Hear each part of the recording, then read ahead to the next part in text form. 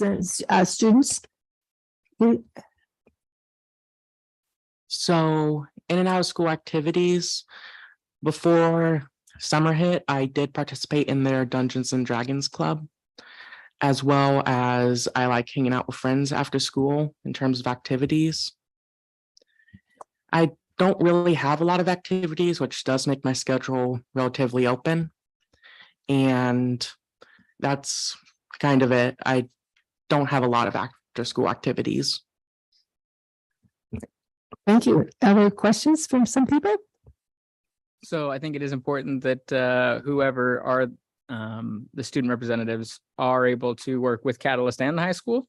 In that role, do you think that you would be comfortable going over to the high school and making sure that you're also involved with the students over there as well? Yeah, I find it important that Catalyst is a part of it because relatively recently, Catalyst became independent of Newburgh High School. So it is very important that they get representation on the school board since technically they are a separate school now. And I would be comfortable with heading over to Newburgh High School. I attended there for a few years. Thank you. Any other questions for Christopher?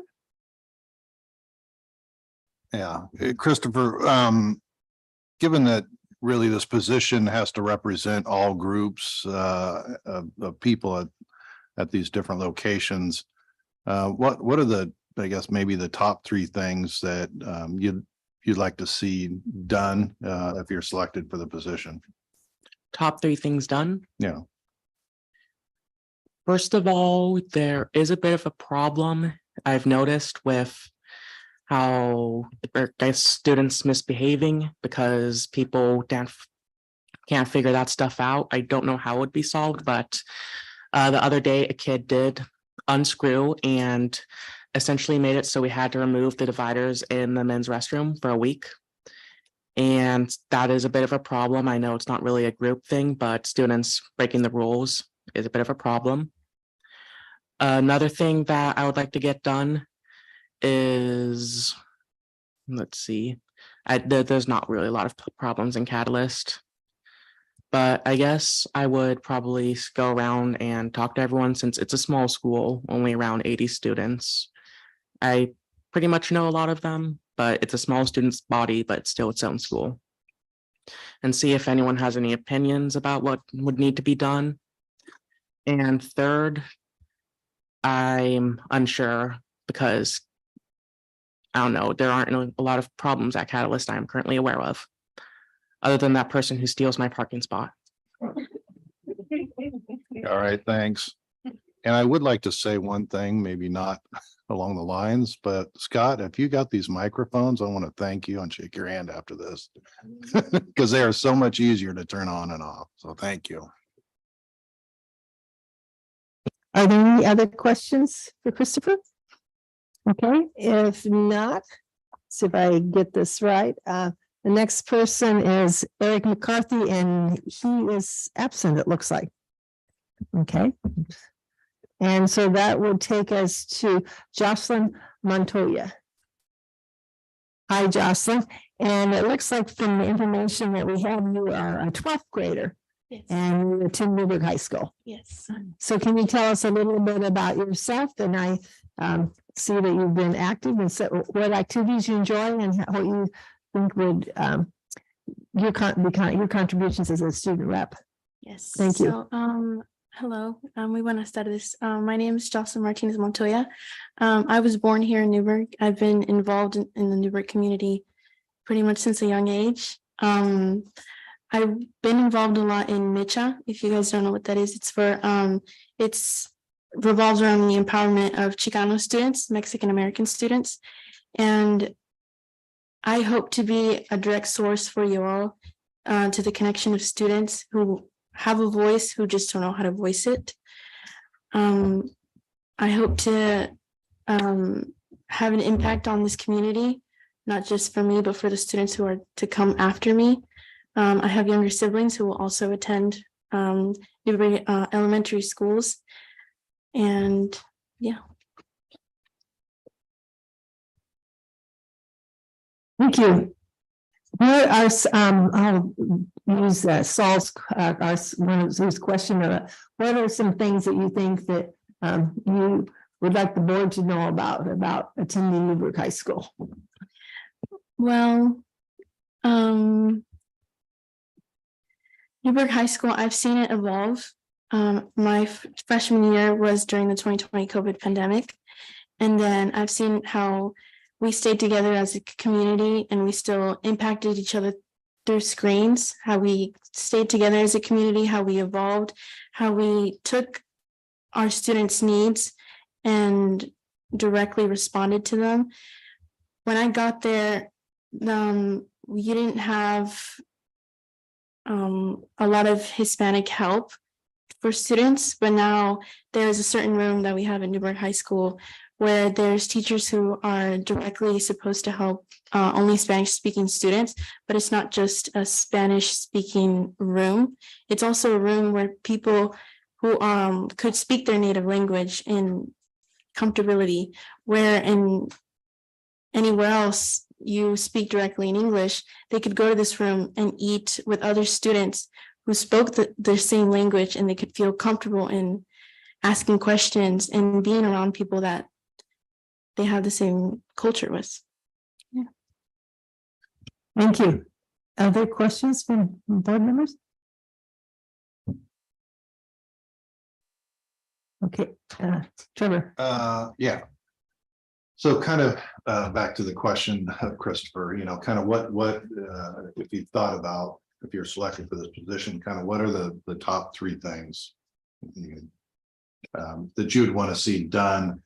And I'll add one more. And how does that how do you get the voice of the customer, in this case, you know, your student body at Newburgh High School, and a cross reference of all the different ages and all that stuff?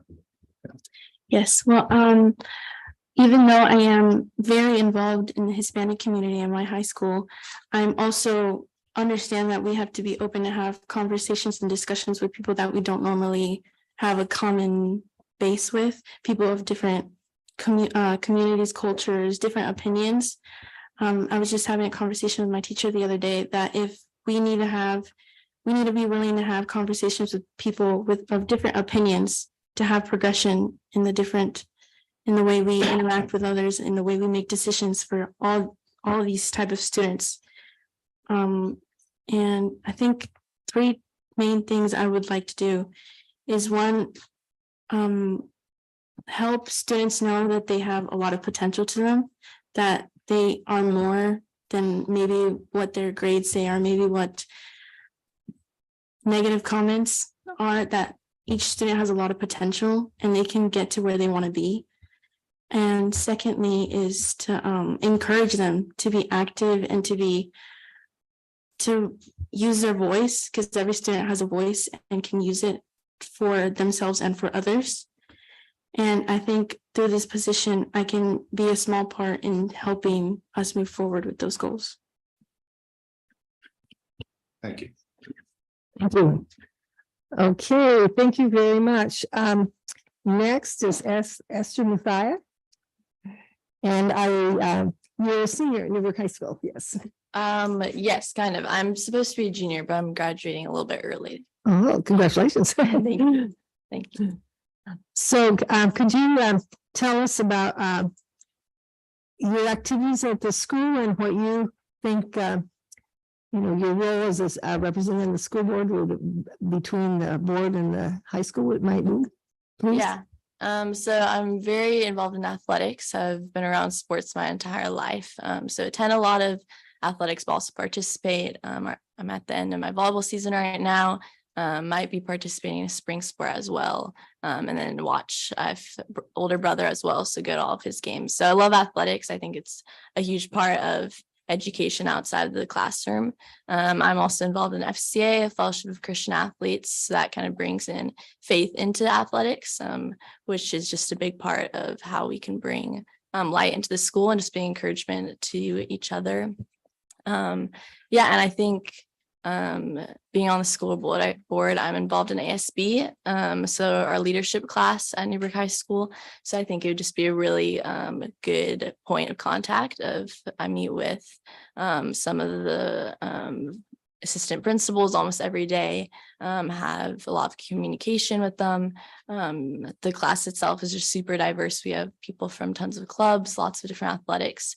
So I think I just have a good understanding of what goes on in our school, and just have a lot of relationships with many different people as well.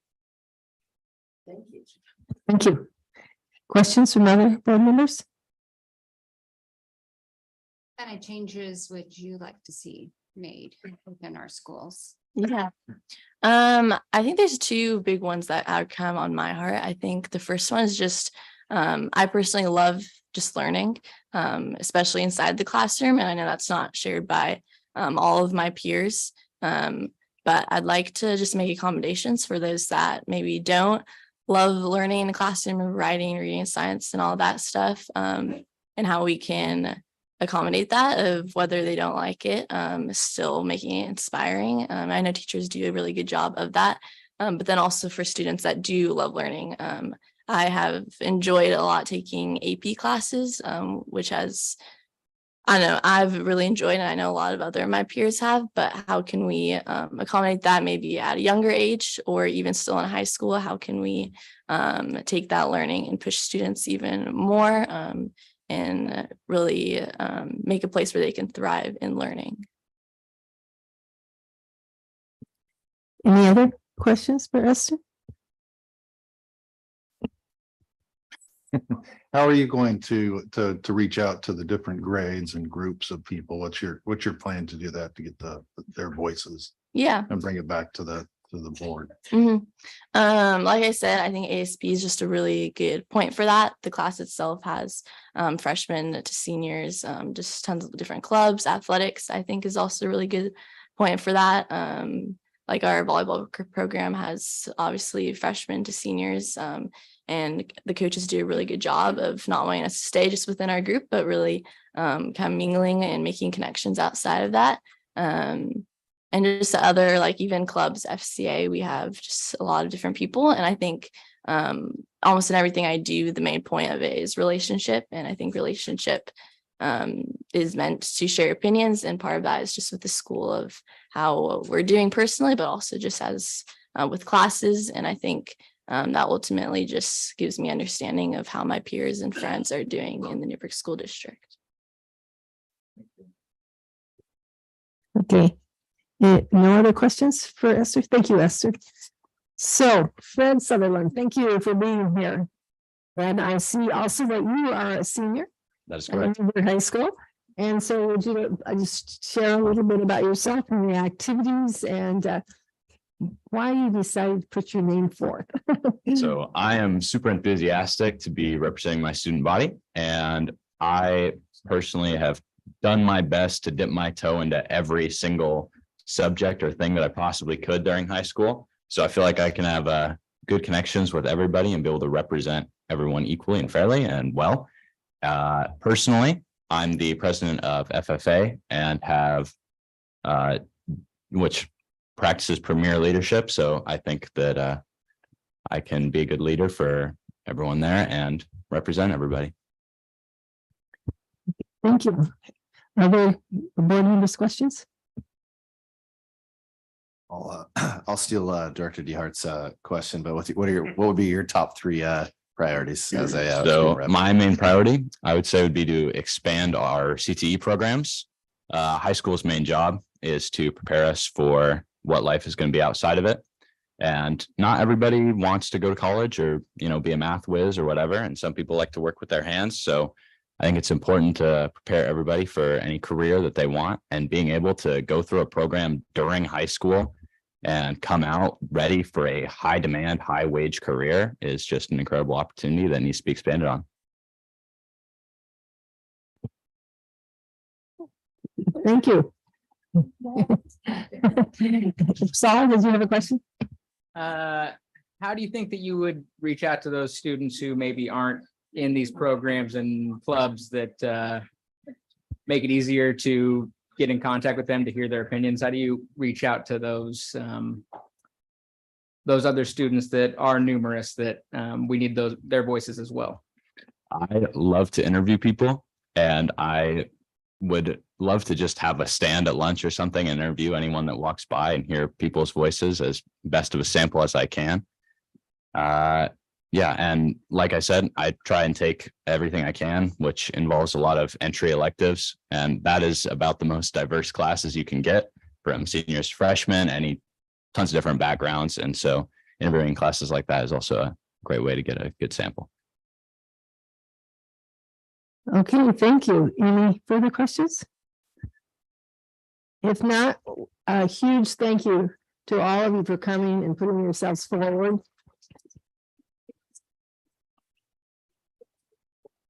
And to the board members, we had this matrix that I talked to you about, activities, leadership, volunteers, and your write-up in the board interviews. And we're going to submit them to the board secretary in a week, October 17th by noon. And then Dr. Phelps will meet with each of you and let you know in private which 3 of you hopefully will accept and work with us this next year. And so, and then we have a work session the 4th Tuesday of this month. And so we would invite you, the 3 of you who are selected, to come to that. And again, thank you very much for coming, and you're excused. And we'll take a slight break now as they leave, so that we can set up the microphone for public comment.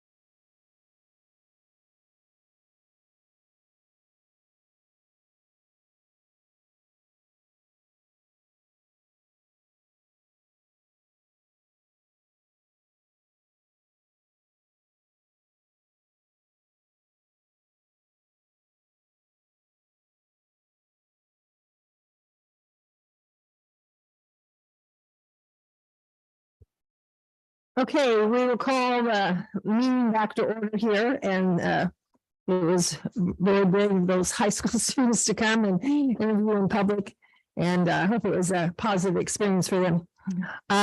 We need to review the agenda. Are there any additions or deletions? I have a question. I know there's the report that I guess suggested a couple months ago, and it's in the packet, but I don't see a line item to talk about it. Do we address it at all in the agenda, or is this just for us intake. My understanding was we would provide it, and if Yeah. you had comments, you could make them during your board comments. That's all I need to know. Thank you. Okay. So then we're on to number 6, approval of board member minutes from the September 12th meeting. Are there any additions or corrections? If not, is there a motion to approve? I'll move to approve the meeting minutes. Is there a second? Oh, a second. Any further discussion? If not, all those in favor to approve? Aye. Any objections? Nope. Unanimous approval. Okay, the next item is consent agenda. New hires, resignations, and donations. And it looks like in the consent agenda, there are only no teacher contracts, resignations, no hires, but 2 donations. One from the Marsh Memorial Reading Fund, $1,250 for Dundee Elementary, and the First United Methodist Church, $500 for Catalyst Resource Room. And we thank these organizations for making the donations. So is there an approval for the a motion to approve the consent agenda? Yeah, I'll move that the Newburgh Dundee Public School Board of Directors approve the consent agenda as presented. Actually, I have a point of clarification if I can ask. Yes. Is this only supposed to represent teacher contracts and resignation, or is this everybody like admins? Other staff, head of kitchen, people like that have been plus or minus let go or not let go, but they've either resigned or whatever, or we've added on. Correct. Okay, it just says teacher contracts and resignations. So I just wanted to make sure. So we had a motion to approve the consent agenda. Is there a second? I'll second. Any further questions or discussions? All those in favor? Aye. Opposed? Motion's approved. Now we number 8, public forum. People who want to give public testimony at the board meeting, and Dr. Phillips has said that we have several in person and we have quite a few letters, and so we'll see how we get through this. You want to call me? Okay. Okay, I can call. The first person is Kathleen McNeil.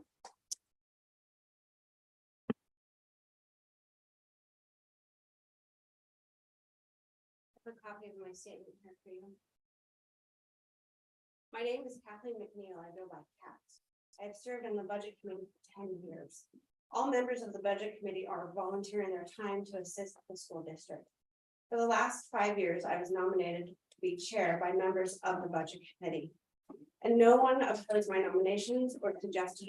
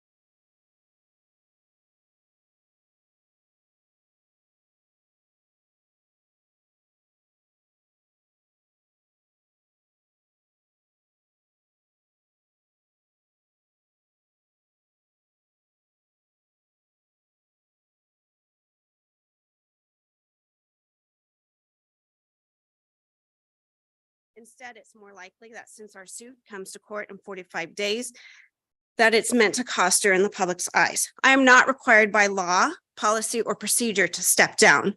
I will stand here tonight and listen to all the statements being read and the conversations. And I will listen with grace, humility, and integrity in my heart and mind. However, I will not step down until the two defendants who are still sitting on the board step down, and afterwards I will.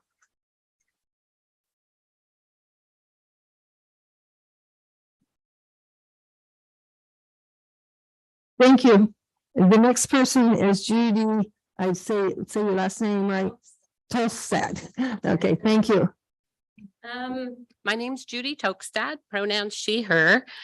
Good evening, and thank you for allowing me to speak tonight. I'm speaking tonight to support the request for a forensic audit made by the chair of our budget committee. Kat has served on this committee for 10 years, and in that 10 years, she was approved by the board twice, including the previous board. Her history with our budget committee makes the request for a forensic audit both reasonable and necessary. Kat's actions are serving the district's best interest and will put to rest any controversy over the budget. In my comments over the past few years, I have requested transparency on the financial impact of several actions taken by the previous board. I would think that everyone in this room, everyone, is interested in the results of an audit, and if the audit reveals misappropriation of funds, what can be done to correct it? I hope the board will recognize the value of the requested action and the value and wisdom of the person requesting it. Thank you. Thank you. Next person to speak is David Sanders.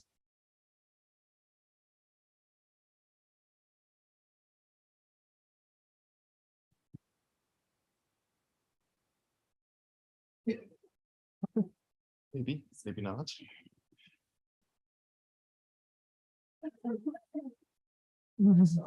The next knob right down here. The next one up. A little one on That one. Thank you. Dr. Phillips, school board directors. I'm going to give you a short report of the Northwest Christian Church's Fall Serve Day. That was last Sunday. A beautiful day to be out serving schools. We had projects at all 10 public schools.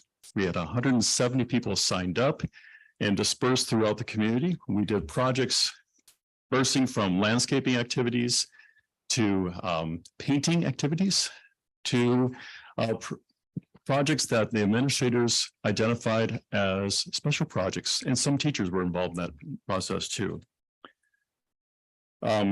The school administrators in August identified projects that a team could accomplish in 2 to 3 hours. We had projects, like I said, landscaping, painting, repairing and replacing student benches and picnic tables, and also had special projects that were identified by teachers. Northwest Christian Church has been doing this for over 30 years and has expanded their service to McMinnville and Tigard Public Schools. The church also budgets between $4,000 and $5,000 for projects to have supplies for each project. I want you to know how thankful I am to the principals at each school meeting with me and coming up with projects. I'm thankful to Dr. Phillips, who helps pave the way for those emails to start. My old school email, I'm a retired teacher of 32 years in Newburgh School District, is reinstated for a couple of months so that emails get to the administrators. And I'm grateful for the school district partnering with Northwest Christian Church throughout so many different community projects. Those include My Zone, The Zone, school backpack programs, summer sport camps, summer jams on school sites. I'm hesitant to start because I'm sure that I forgot other service areas. Northwest Christian Church has for one of their tenets to serve. Thank you, Newburgh School Board, Dr. Phillips, and the teachers and staff for allowing us to serve in the community that we worship in.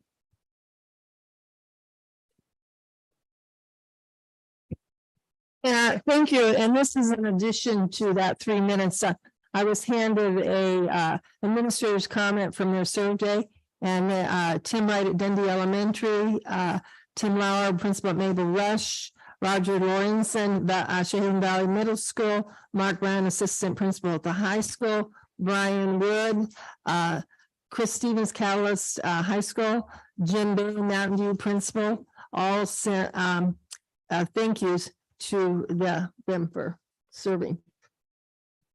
The next person on our agenda is Susan Laufin.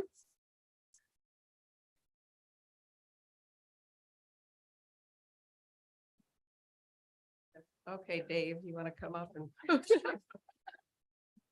know how to do it now. yay. We'll figure it out. Thank you. You- Yes, shorter, All right. short. I've Shorter. shrunk since I was in school with you. Thank you. Good evening, Dr. Phillips and Chair Woodward and the rest of your board.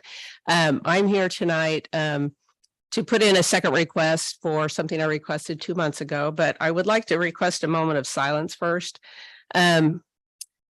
What's happening tonight just seems kind of really low on an important scale due to what's happening, two countries threatening to start World War III. So just a moment of silence, please, and do whatever you need to do in that silence. But just remember the people that aren't here any longer from last weekend that were alive on Friday, and going forward, Lord, we just ask that you bring peace into this world, peace that we cannot create on our own.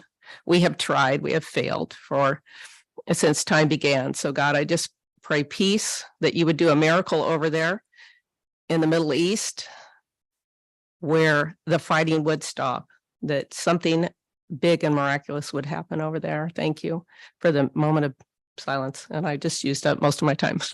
So my request to board meetings ago was I requested to put a cross in front of CB based on your all high values of equity and diversity and inclusion, that you would include a diverse line of thinking by placing this cross in there with the Japanese garden that's already been there since the 90s.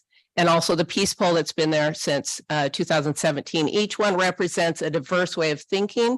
I appreciated all the kids that were here because each one represented, some of them a small diverse population as well as some larger populations at the high school.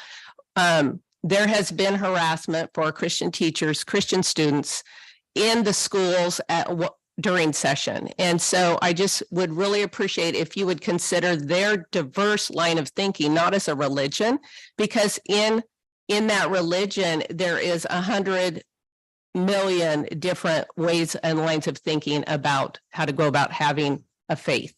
So to put a cross in there says we honor the people that believe in this, but we don't have to talk about it. It's just a diverse conversation, and you're willing to have it instead of shutting it down and persecuting the people that do carry that with them. And so thank you for listening.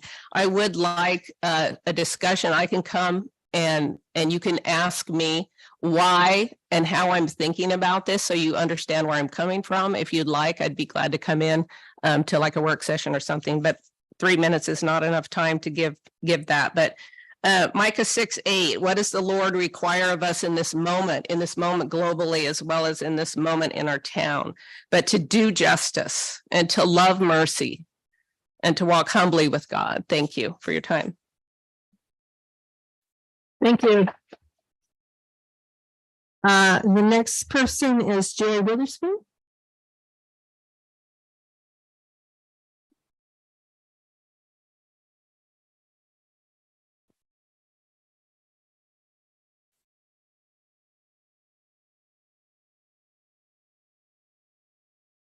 Good evening, everyone, and thank you for letting me speak on behalf of my friend Elaine Koskela. My name is Elaine Koskela. She can't be here tonight. I'm a former employee of the Newburgh-Dundee School District and the parent of 3 graduates. While I was still an employee, I submitted a formal complaint to the school board last year. Despite the fact that their policies required them to do so, no one on the board contacted me regarding my complaint. The board's refusal to discuss my issue influenced my decision to be one of around 13 employees who departed the district. I resubmitted the complaint in the hopes that this new board will investigate it and contact me about the content. I'm writing this public statement today because of something that happened during a meeting with a senior staff member. This person was not employed when I originally filed the complaint. While the meeting was reassuring in some ways, it did not accomplish my goal of having an audience with the board. During the meeting, we had an exchange that left me feeling manipulated and misled. I had brought up the attorney, Tyler Smith, stating my concern that Tyler Smith was advising the board to ignore complaints about them rather than deal with them. And when the senior staff member interrupted with, "Who's Tyler Smith?" I asked if he really didn't know who Tyler Smith was. And what followed was a bizarre exchange where the senior staff member said something like, "Isn't he the guy who wrote the GBG?" And they followed up with the information that the policy was being removed. I wasn't buying that he didn't know who Tyler Smith was. And I asked, "You're telling me the Newburgh School District isn't using Tyler Smith as an attorney?" And he replied, "He's not on our payroll." Of course not. Contract employees would never be on our payroll. Every time I tried to clarify if Tyler Smith was being used in any way, I was met with, "He's not on our payroll." But myself and the friend that came to take notes were incredulous about the claim of not knowing Tyler Smith. It seemed to both of us that it was intentional and misleading. And that made me very skeptical about the attempt to claim the board wasn't using him as an attorney. Sure enough, months later, when the budget came out for the year, there was a payment to Tyler Smith for the second year in a row. I assumed he wasn't being paid for anything, so clearly the board or the district was still using him. My taxpayer money was spent to pay an activist attorney with no specialty in the public school law, and a senior staff member claimed he didn't know who he was. 5 months after this happened, new board members were sworn in, and it was publicly recorded that Tyler Smith resigned as the board counsel. Not only was Tyler Smith used as counsel at the time of the meeting, he was considered school board counsel for the 5 months after that meeting. As I said, I felt manipulated, like something was being intentionally hidden. I wonder what else is being, especially concerning money used for attorneys, is being hidden. After listening to Kat McNeil of the budget committee talk about several concerns, and then hearing Director Powell suggesting to get rid of her, I'm even more alarmed that taxpayer money is being used in ways. Thank you.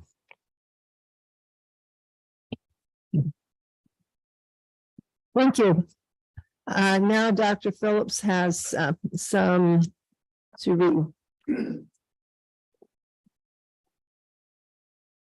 Before I start, you want me to read them all, or are we gonna shut it off at a half hour? I forgot. I forgot to write down the time, so I don't know what time we started. How many do we have total? 12. Yeah, I think we should cut at 30. We have a lot to get through. So I wrote down that we started about 6:35. Is it fair to ask, are there issues, multiple issues that people are addressing, or is there one issue? There's a couple. But the big issue, to be candid, is Cat. Which is not an agenda item tonight, so. So I'll do whatever you want. I'll read them all. I'll read until 7:05. I just would read them until our time is. Okay, I will read them in the order we received them. Okay. All right, first one is from a Lauren T. I'm a resident of Newburgh and I am Lauren. I hold a BS in education. From my understanding, one of the main purposes of a school board is to manage policies. I emailed the new policy committee on August 30th, 2023. I never received a response. At the 7/11/23 meeting, the parent rights policy, aka KABA, was rescinded by the majority of this present board. In this context of rescinding and supposedly coming back to discuss such policy at a supposed later time. At hour and minute 124 of the July 11th, 23 meeting, Director Allen said, if I could just ask that we, get to it quickly so that we can keep the momentum that had been happening and do something productive and positive for the parents and the students.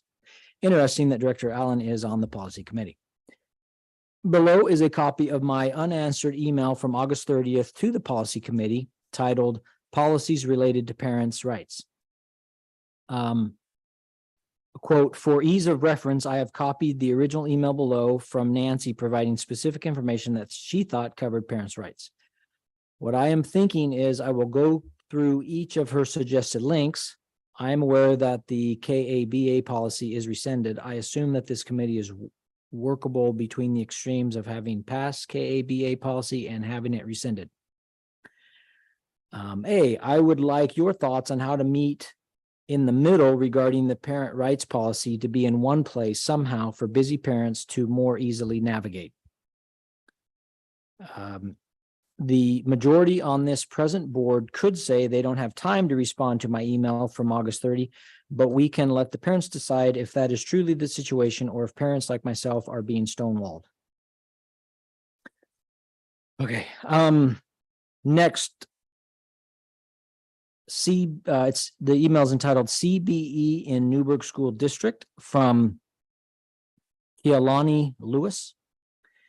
Dear Dr. Stephen Phillips, the NSD School Board, and Tammy Arion, who's our high school principal. I am contacting you via the public comment as a former student of NHS today in regards to the possibility of integrating CBE in the Newburgh School District. If you don't know, CBE stands for consciousness-based education. The theory behind CBE is that receptivity of knowledge depends on the state of consciousness the person is in. The analysis of this knowledge is an awakening in the knower. For example, if a student knower reads and hears process of knowing about the connection of our ocean tides to the moon, the known, which one would hope produces an awakening in the awareness of a student knowledge of how the moon's gravitational field affects our ocean tides. Once a student has this awakening, they will see the ocean and the moon with new eyes forever. In this practice, the knower is separated from the process of knowing as their understanding depends on the clarity of one's consciousness. Have you noticed that on days when you wake up with a good night's sleep, a good breakfast, and you leave for work on time, you feel much more at ease and more receptive to things around you? You're able to handle problems with ease, talk to different people, etc., etc. In comparison to days that you don't wake up rested, nourish your body, and leave for work late, however, you notice your stress levels are higher, you tend to be more irritable and significantly less receptive to the things around you. This is what CBE is all about. Clearing and settling your consciousness so that you are able to approach any day, no matter how difficult, with a good foundation. I'm sure you've noticed that students who come from, quote, bad backgrounds tend to lash out at teachers, have poor performance, and receive suspensions more than students who come from more supportive backgrounds. What if we were able to give every student, every teacher, every faculty member that same opportunity to succeed? What if we were to give that foundation to everyone? By integrating CBE into schools, we can. By using the Sentinel meditation technique for 20 minutes twice a day, more commonly known as quiet time in schools, thousands of schools, military camps, and police academies all over the world have benefited. A few states and countries that have introduced TM into their schools, camps, and academies with great success are in California, Chicago, Detroit, Iowa, Portugal, Brazil, Mexico, Colombia, Peru, etc. San Francisco Unified School District in particular has shown radical success in their schools. Carlos Garcia, their okay, it was about another page. Next, Steve Sherwood, Newburgh School Board. I would like to thank each of you for your time and work for the good of children in the district. Similarly, I would like to thank and praise the good work of those members of the community who volunteer to serve on the budget committee. That is hard, often thankless, but always vital work. All levels of the school district need accountability and transparency, and the budget committee provides an invaluable role in this regard. I particularly want to praise the good work of Kat McNeil on this committee. I have known Kat for almost 20 years, as our kids first met theirs in preschool many years ago. I know her to be a committed educator herself and someone who values professionalism, integrity, and works for the best for Newburgh schools. We are fortunate to have community members like her willing to do the hard work to make our schools better and our children more fully served. Steve Sherwood. Remember Kat's. Okay, Dawn Paulson. Dr. Phillips, I'd like to thank the district for the opportunity to participate on the Newburgh School Board Budget Committee. I'm very impressed with how organized and professional the school district staff approached the budget this year. I am excited to be part of this committee. I have a concern about one of my fellow school board budget committee members, Kat McNeil, and her connection to an open lawsuit 21 CV 41198. Beth Woolsey, Greg Woolsey, Jeff McNeil, Kathleen McNeil, Megan Rogers, Karnecki et al. Versus Newburgh School District 29J, Trevor Hart, Renee Powell, Brian Shannon, Dave Brown. This is a pending lawsuit against the school district and board directors who are also members of the same budget committee. I realize this lawsuit has been going on for a few years, but as I am new on this committee and I saw the interaction between Ms. McNeil and the school board district employees, I can't help but be concerned that this suit is affecting her judgment as a budget committee member.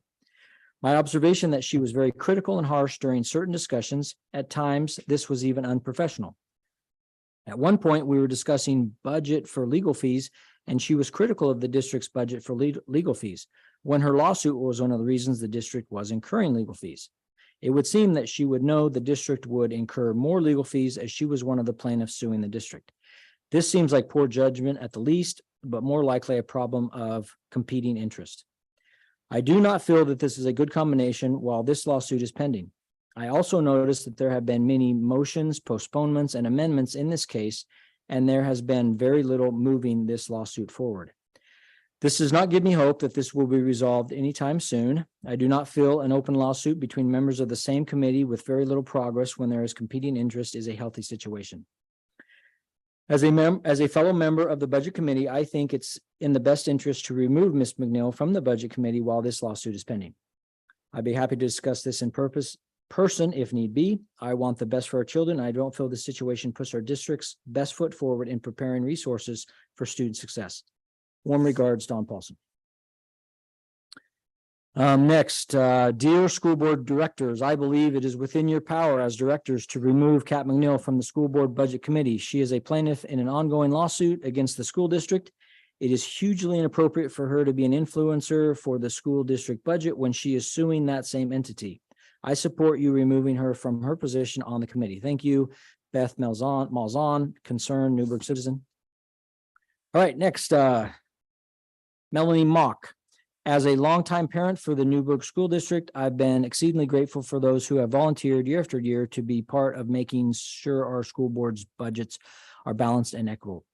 Often that meant parent volunteers making difficult decisions for our district, sometimes doing more with less, and consistently working countless unpaid hours to assure that our children got the best education possible, given whatever resources we had. To be honest, I often just assume that parents on the budget committee were doing good, trustworthy work, that they have students' best interest in mind. I imagine most of us felt the same way, which is why when Kat McNeil's conflict of interest was questioned recently by a standing school board director, I was honestly perplexed. Given the work Kat has done keeping our district solvent for the last 10 years on the budget committee, the last 5 as a chair, without any questions or concerns about her work. Indeed, she was approved as budget committee chair twice by the previous board, including the director who is calling her integrity into question now. Kat has serious questions about the current budget and has refused to sign off on the budget, asking that the district develop a strategic plan that will guide budget making decisions, following longstanding policies, and that an audit might be done of the current budget, assuring that the discrepancies she's seen might be dealt with. Her considerable knowledge of Newburgh School Board policies and of past budgets have led her to conclude that there are things not being addressed in the budget that deserve attention. We know that the school district has had some rough years. We know that the district has had to pay for significant unanticipated costs. We know that some administrators received sweet contracts this year, far above what has been budgeted in the past. Kat's questions about the budget deserve our attention, and her unwillingness to sign the budget is only because of this, not because there's some presumed conflict of interest, or because she is vindictive, or because of any other rumors currently sweeping through Newburgh. Kat has volunteered for this district because she cares about the public schools and is committed to the well-being of our school system. Her challenge to us, that we make sure our taxpayer money is being stewarded appropriately, is a gift, one that shouldn't be squandered by the same partisan politics that has already weakened our schools, turning us against each other. I'm grateful for the work Kat has done, and I hope her question about the school district's budget can be answered. Melanie Springer Mock. Robin Wheatley, dear school board members, thank you for serving on the school board. I'm a lifelong Newburgh resident and have 2 kids in Newburgh Public Schools. I wanted to express my concern about a situation involving the chair of the budget committee. I understand this person is a plaintiff on a lawsuit suing 2 of our elected school board members and is also a voting member of how the budget is created and used. To me, the situation is not a good look for our school district.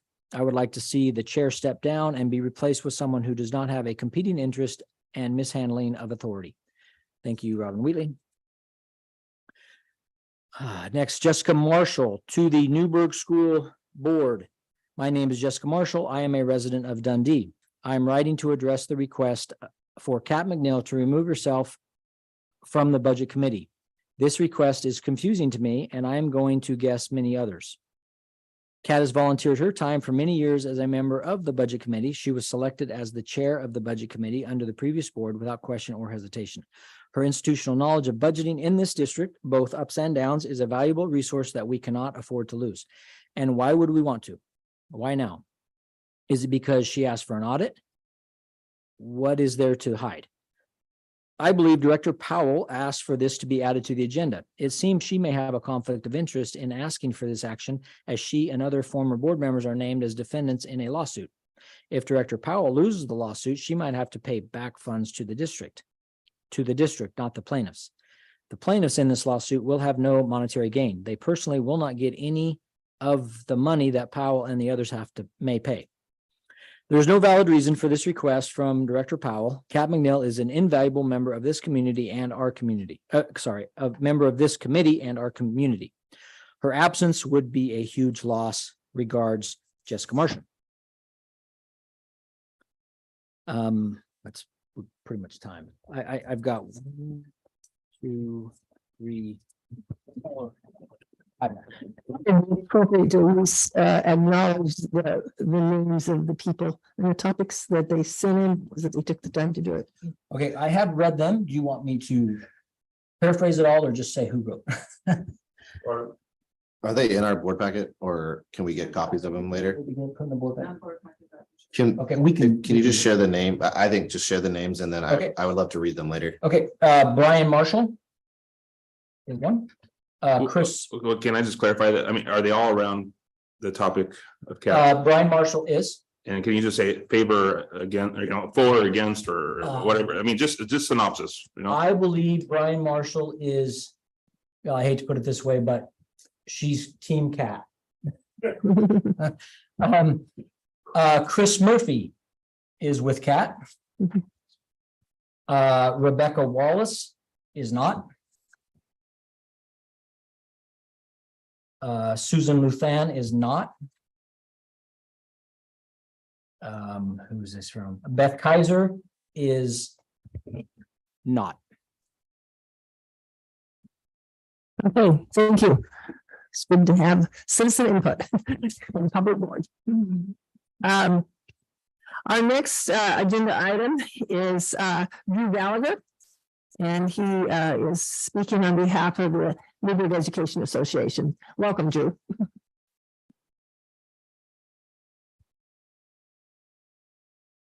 All right, there we go. All right. Thank you, everyone, for having me. I want to thank the school board for allowing NEA the time to reach out to you guys and let you know how things are going for teachers in the district. And I also thought it was awesome to see the students who were here. Some of them I had in class, and all of them I know. I knew all of their names through my PLC teaching freshmen. They all came up, they all came into our classrooms, and it was really cool seeing them here. I wanted to give you guys a couple of quick updates. And again, if you have any really quick clarifying questions at the end, feel free to ask. I'll answer whatever I can, like I mentioned in our communications. Couple of things just to let you know what's going on as far as the teachers in the district are concerned. We did have a new handbook that came out. I don't know how apprised you guys are of the situation. Handbook came out as a new revised handbook. Nothing, how do I say this? Nothing spectacularly unusual or anything. Districts have handbooks and stuff. But for the first time, it was updated, and we really haven't been made to look at them in a long time. This is my 12th year in the district, and no one's even mentioned the handbook since the first time I was hired. So truly, so we wanted to take a look at it. And so the NEA executive team, which is an awesome team, went through it and looked at it. And I told Steve that we were looking at it as well. And we said, hey, we're going to let you know if we see any kind of inconsistencies or we have questions about anything. So we kind of divided it up and we took a look at it and we saw just a few things and it was great. I emailed Steve and Scott and I said, we have some concerns just about a few things. And I met with Steve last week and we went through it and it was great. And it was a super smooth process. And Steve and I worked it out together. It was very collaborative, which was awesome. And then Steve and Tabitha sent it out today and it was like, hey, we worked through this. Everything's good. Let's put it to bed, which is awesome. It went swimmingly. And so that was a very positive interaction that we had with the district office. I just want to let you guys know about that. Secondly, and finally, I don't have a lot to report. We are, NEA is doing a survey of the professional educators, the licensed teachers of the district. And we're trying to kind of drill down on some really specific issues, but not super specific insofar as like, how is it teaching math? How is it teaching science? But I personally went through surveys that Salem Kaiser, that Portland, that Lake Oswego, that Woodburn, that Hillsborough, that Beaverton. I went through a bunch of different surveys and I said, what are like 20 questions that I can get that will give us a good barometer for where the teachers are in the district? And they were questions specifically regarding things pertaining to building issues and also things pertaining to district issues. And that's only been out for a week. And I've been imploring the teachers. I'm like, come on, fill out your survey, fill out your survey, fill out your survey. And we all know they have a million things to do. So I'm hoping that in the next few days, I get a handful more responses and then we'll close it and we'll take a look at it. I'll talk about it with Steve. And then if you guys have issues, and not issues, I'm sorry, if you have questions about that, I'm more than willing to come and talk to you guys about results about how it went. Thank you. Do board members have questions of Mr. Gallagher? No, I just want to thank you for being here. Yeah, and would love to hear the results of some of those surveys and how we can support you guys. So, all right, thank you. Is that a handbook available online? It's in my email. It is. Well, so the one that was available was the one that we edited. Yeah. And so the new one, if it isn't already, it will be tomorrow. Yeah. Okay. Any other questions? Thank you, everyone. I'm going to run over it. And speaking of choir, I'm going to try to go see the choir concert. Thank you. Thanks, Jim.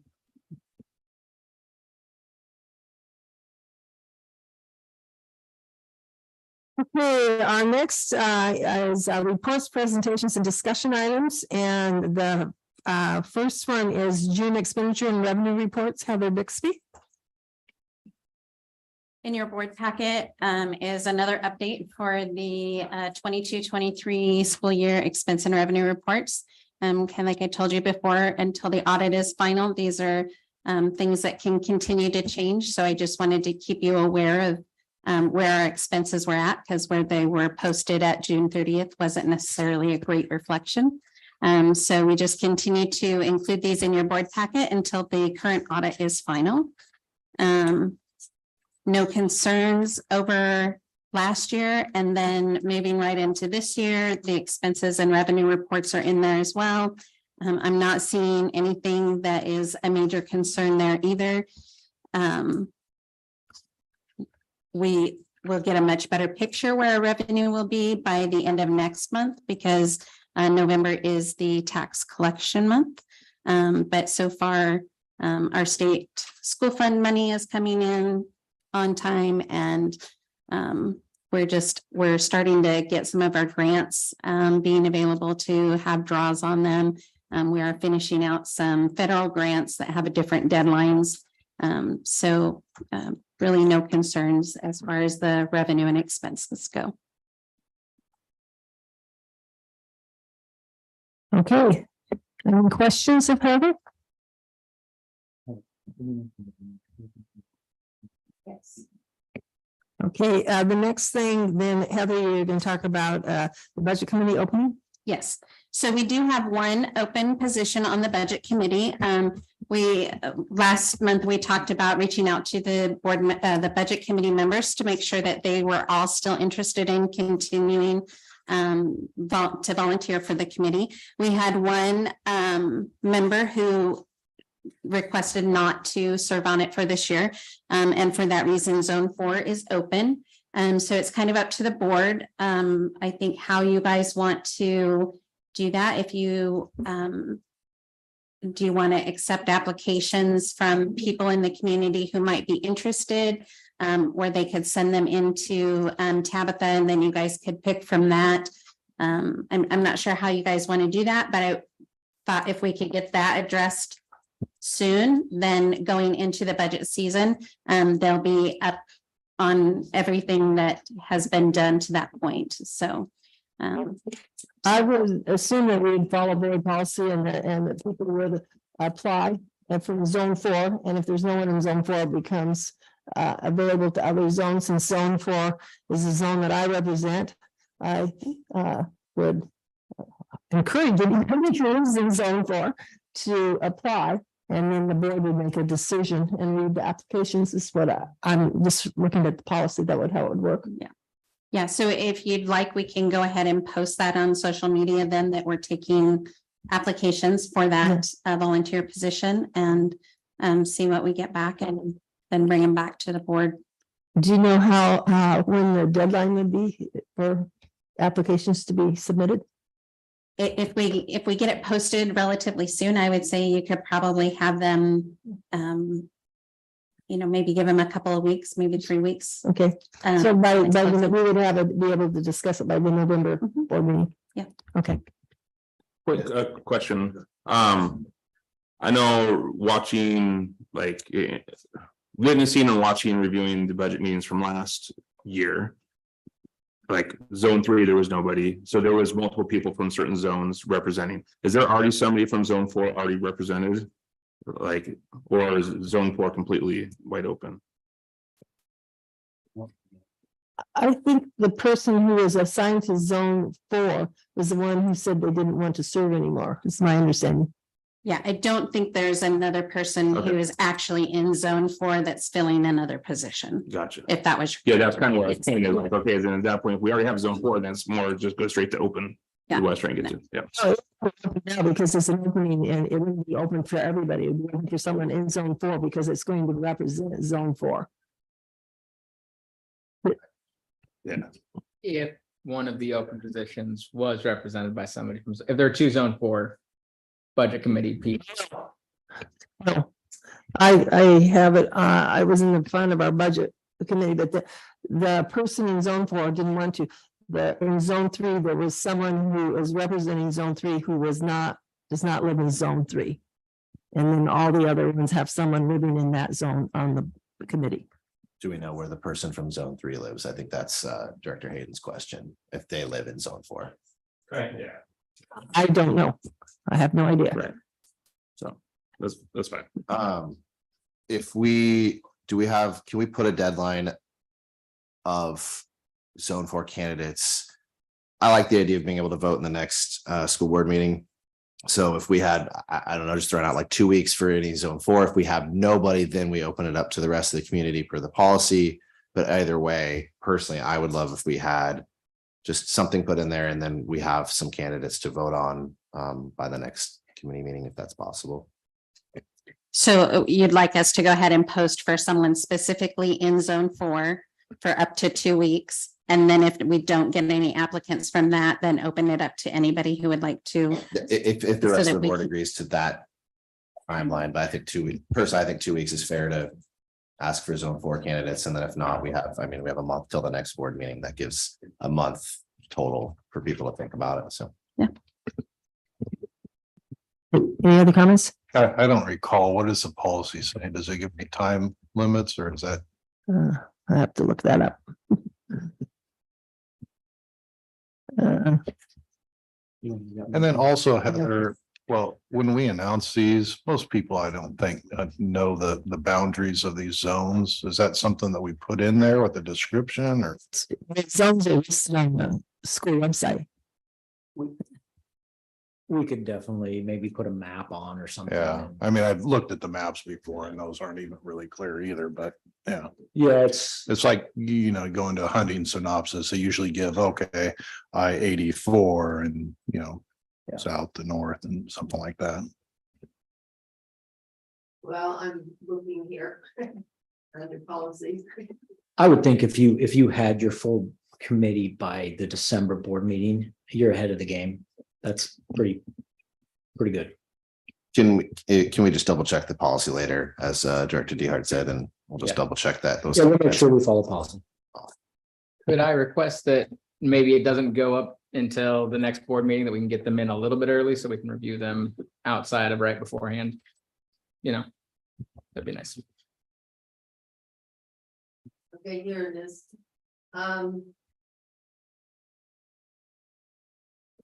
They doesn't give the actual timelines either, look like.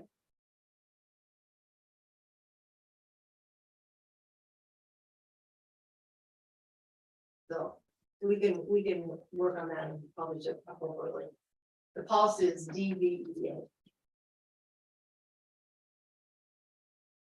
I'm sorry, I didn't have my mic on. The policy is DBA. Okay, the next item on the agenda is information about the budget committee. And as we know, this has been discussed in open session. People have had interest in this, and there are two things that I have learned about our budget committee as I investigated, and I knew this was going to be a topic. And I've already discussed these with Dr. Phillips, and so he's aware. First was asking our legal counsel from the WESD that there's no policy that gives the school board members authority to move a budget committee. And so we do not have that authority to do that.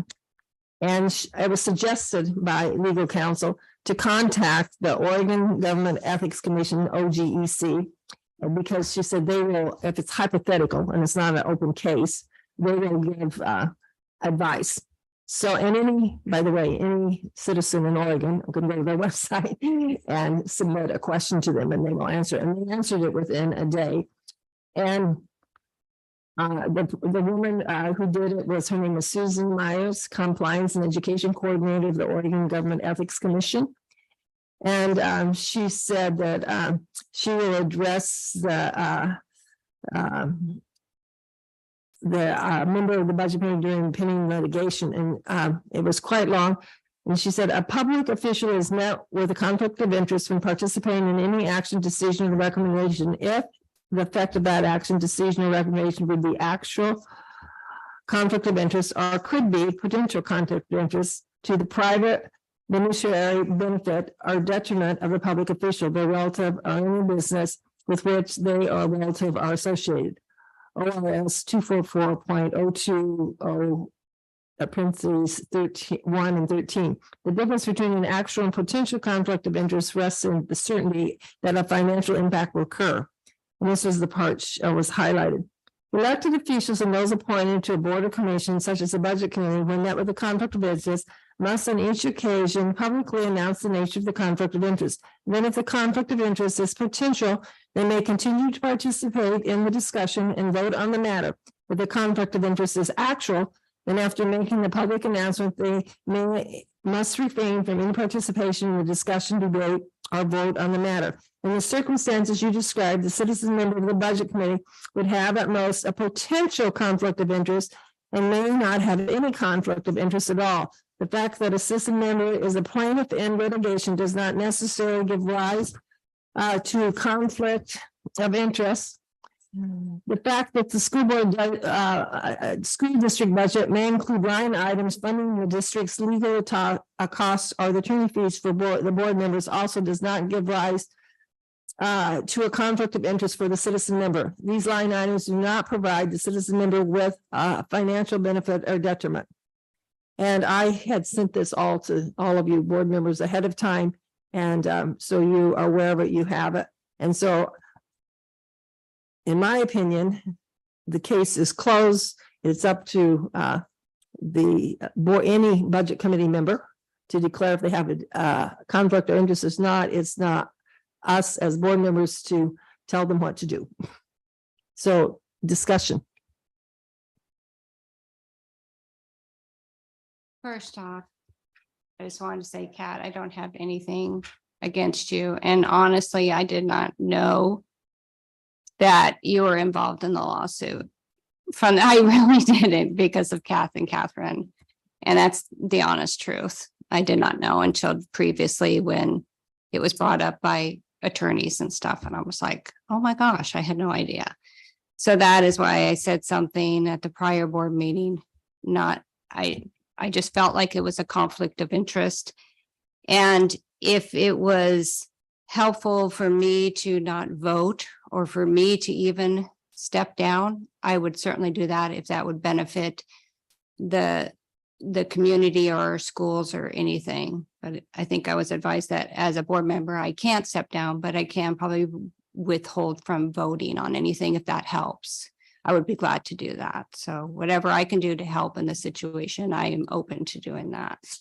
So I just wanted to let you know that. Thank you, Director Powell. Any other comments, questions?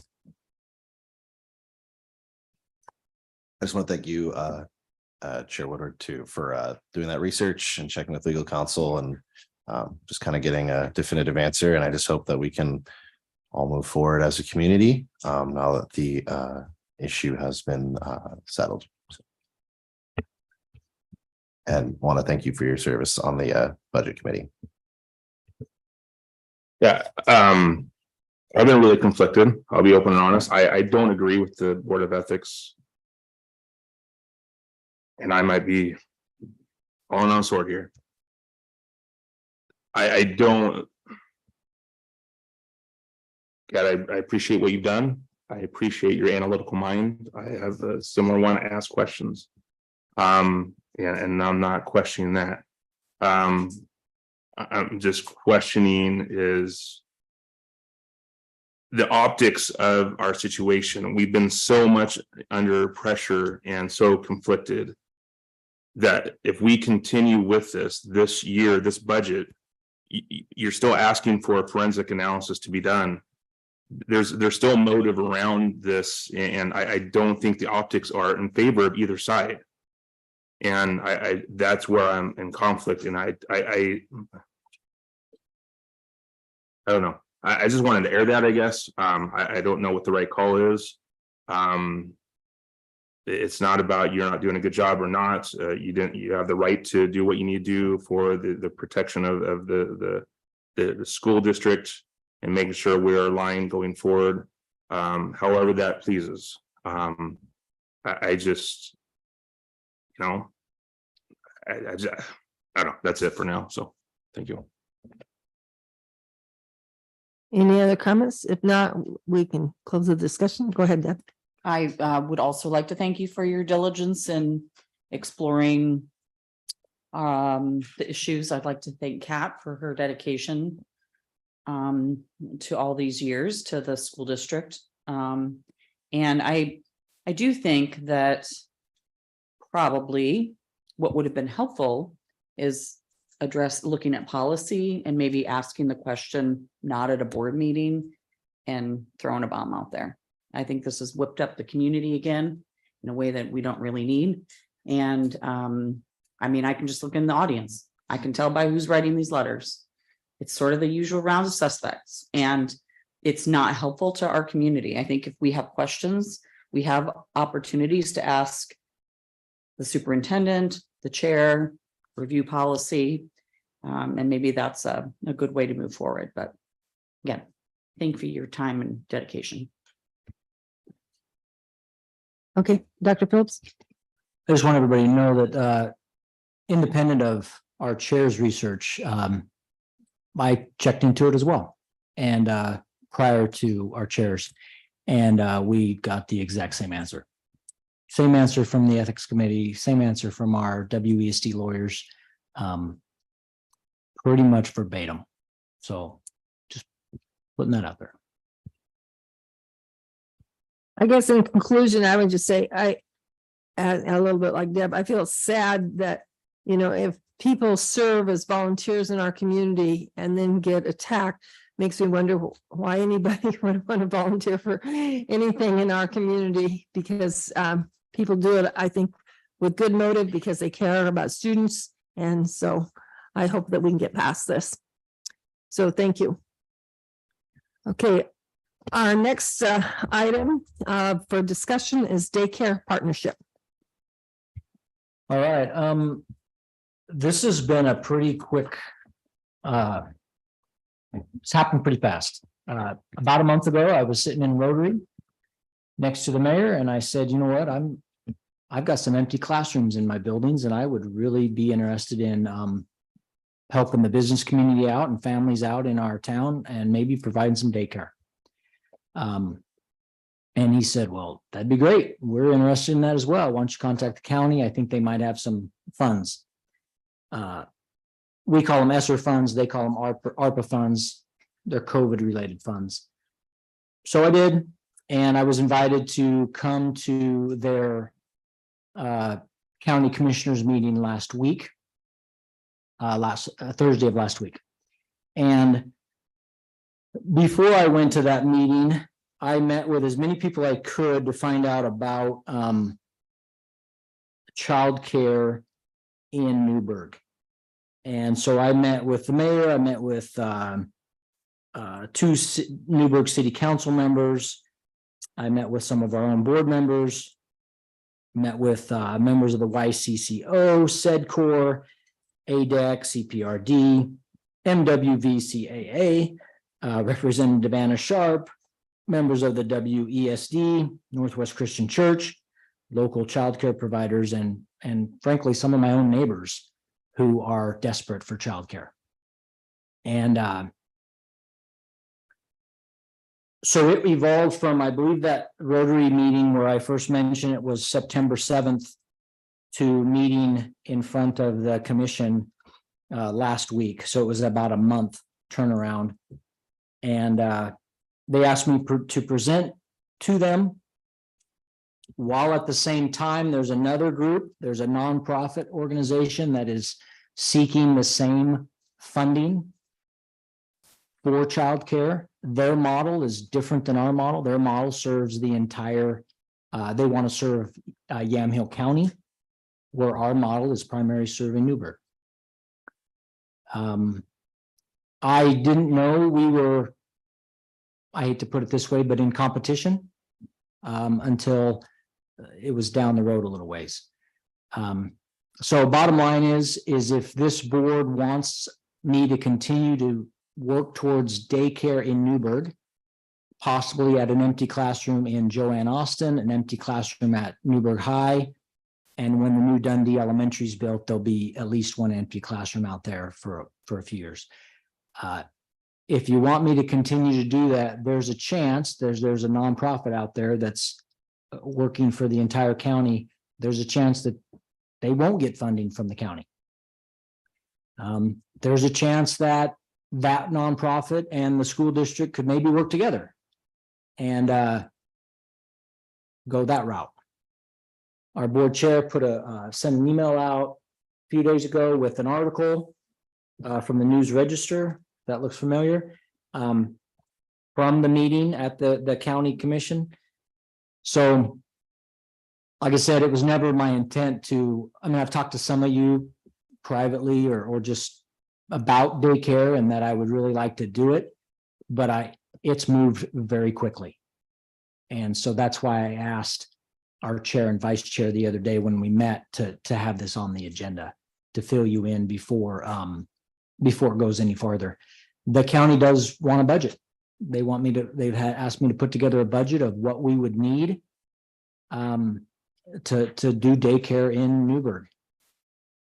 I was very clear with the county our 23-24 budget is set. There is not one penny in our budget for daycare for this school year. So if we're going to provide daycare for this community, members of this community, it needs to come from the county. So they're very aware of that. Yeah, I'm happy to answer any questions you might have. Yeah, thanks, Dr. Phillips. So I guess go back to the beginning. What is the need? Is this for just schools, or is it for the community at large? I guess give me the backstory here and what the need is. So the need in general is whether you talk to George Fox or ADEC or DCI or Providence, they're all saying they just can't find daycare. I've heard from some of the administration and some of these that they've had people that say, sorry, I can't take a job there because there's no daycare. I've had other people say daycare for one child is more than their monthly mortgage. Other people tell me that they are on a wait. Well, my neighbors, they're on a waiting list for daycare until May of 2024. So that's the problem. We have empty classrooms. I thought it'd be great to investigate if we could help serve the community in a different way.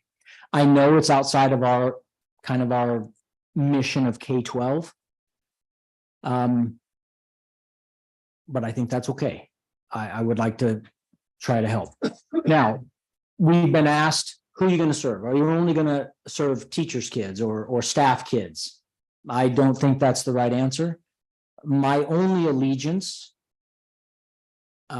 would be if you are a student in our high school and you have a child, I think they trump everybody and we see that kid. We work with that child.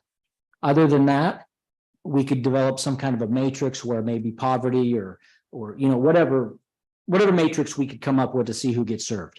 That answer your question? Yeah, thanks. Okay.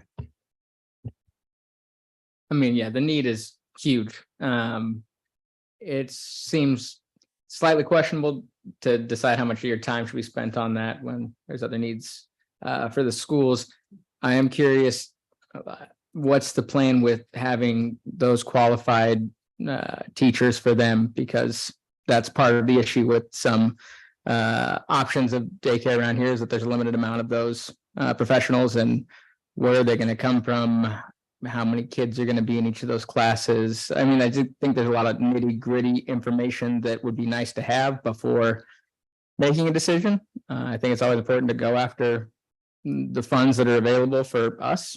County funds are here for us. So if we can make a difference in our community in that way, I think it's great. But it seems like before going full bore, it'd be nice to know kind of a more thorough, plan in general. Yeah, so initially, I've had some site visits from some daycare professionals at the spaces. Not the Dundee one because it's not built, but JA one in the high school. And they feel that the JA site would be best for like your 3, 4, and 5-year-olds.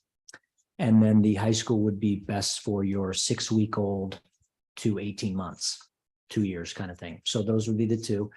There are ratios that are required with those littles, meaning 6 weeks, it's 4 to 1. They think the space that we have at the high school could probably accommodate 12, no more than that. So staffing would then follow that ratio, as well as we have, according to Tammy at our high school, we've got high school kids that would love to be involved. The great part of that, would that be a pipeline? We can articulate credit through PCC and give those kids early childhood credit that can work towards that certificate that you kind of alluded to. That's a big win, and that used to happen years ago before my time. I believe the program was called Great Expectations at Newburgh High. Kind of a similar model. We really want those high school kids to be involved in both classrooms. So is certification a problem? It's an issue. Like, yeah, we got to get them certified. I think, frankly, since I testified, or that's a strong word, since I presented for the county, I I've had people from daycare that are certified that are in other programs contact me and say, if you do get it running, can I come work for the Newburgh School District? So I think we could pull it off. I also am convinced that if we posted the jobs, we would steal from ourselves. We would have current instructional assistants and, current employees that would say, boy, I'd love to work with littles, rather than whatever. So I think we would fill the spots. But yeah, I would be stealing from ourselves a little bit too. I think it's a great idea. I think if the opportunity presents itself, great. I'm concerned more long-term logistics. One, is that classroom in the high school in the middle of the school? How are parents going to drop off kids? How's it going to interrupt just social aspects of that school? Do parents have to worry about running through a bunch of kids in between periods? Right, like stuff like that. What's going to happen 3 years from now? We've had a lot of change. I know it's been a lot driven by bond, but what if we need that classroom back? Where are we going to go? I mean, does that mean that daycare space may get bumped and moved around? So to me, it's not about the short term, it's about the long term too, at least maybe a 3-year plan of like, if we're going to commit like a room that's maybe easily accessible for parents, families to get their children, it would be higher priority than just saying, hey, we have a room for it, right? It's like, let's talk logistics.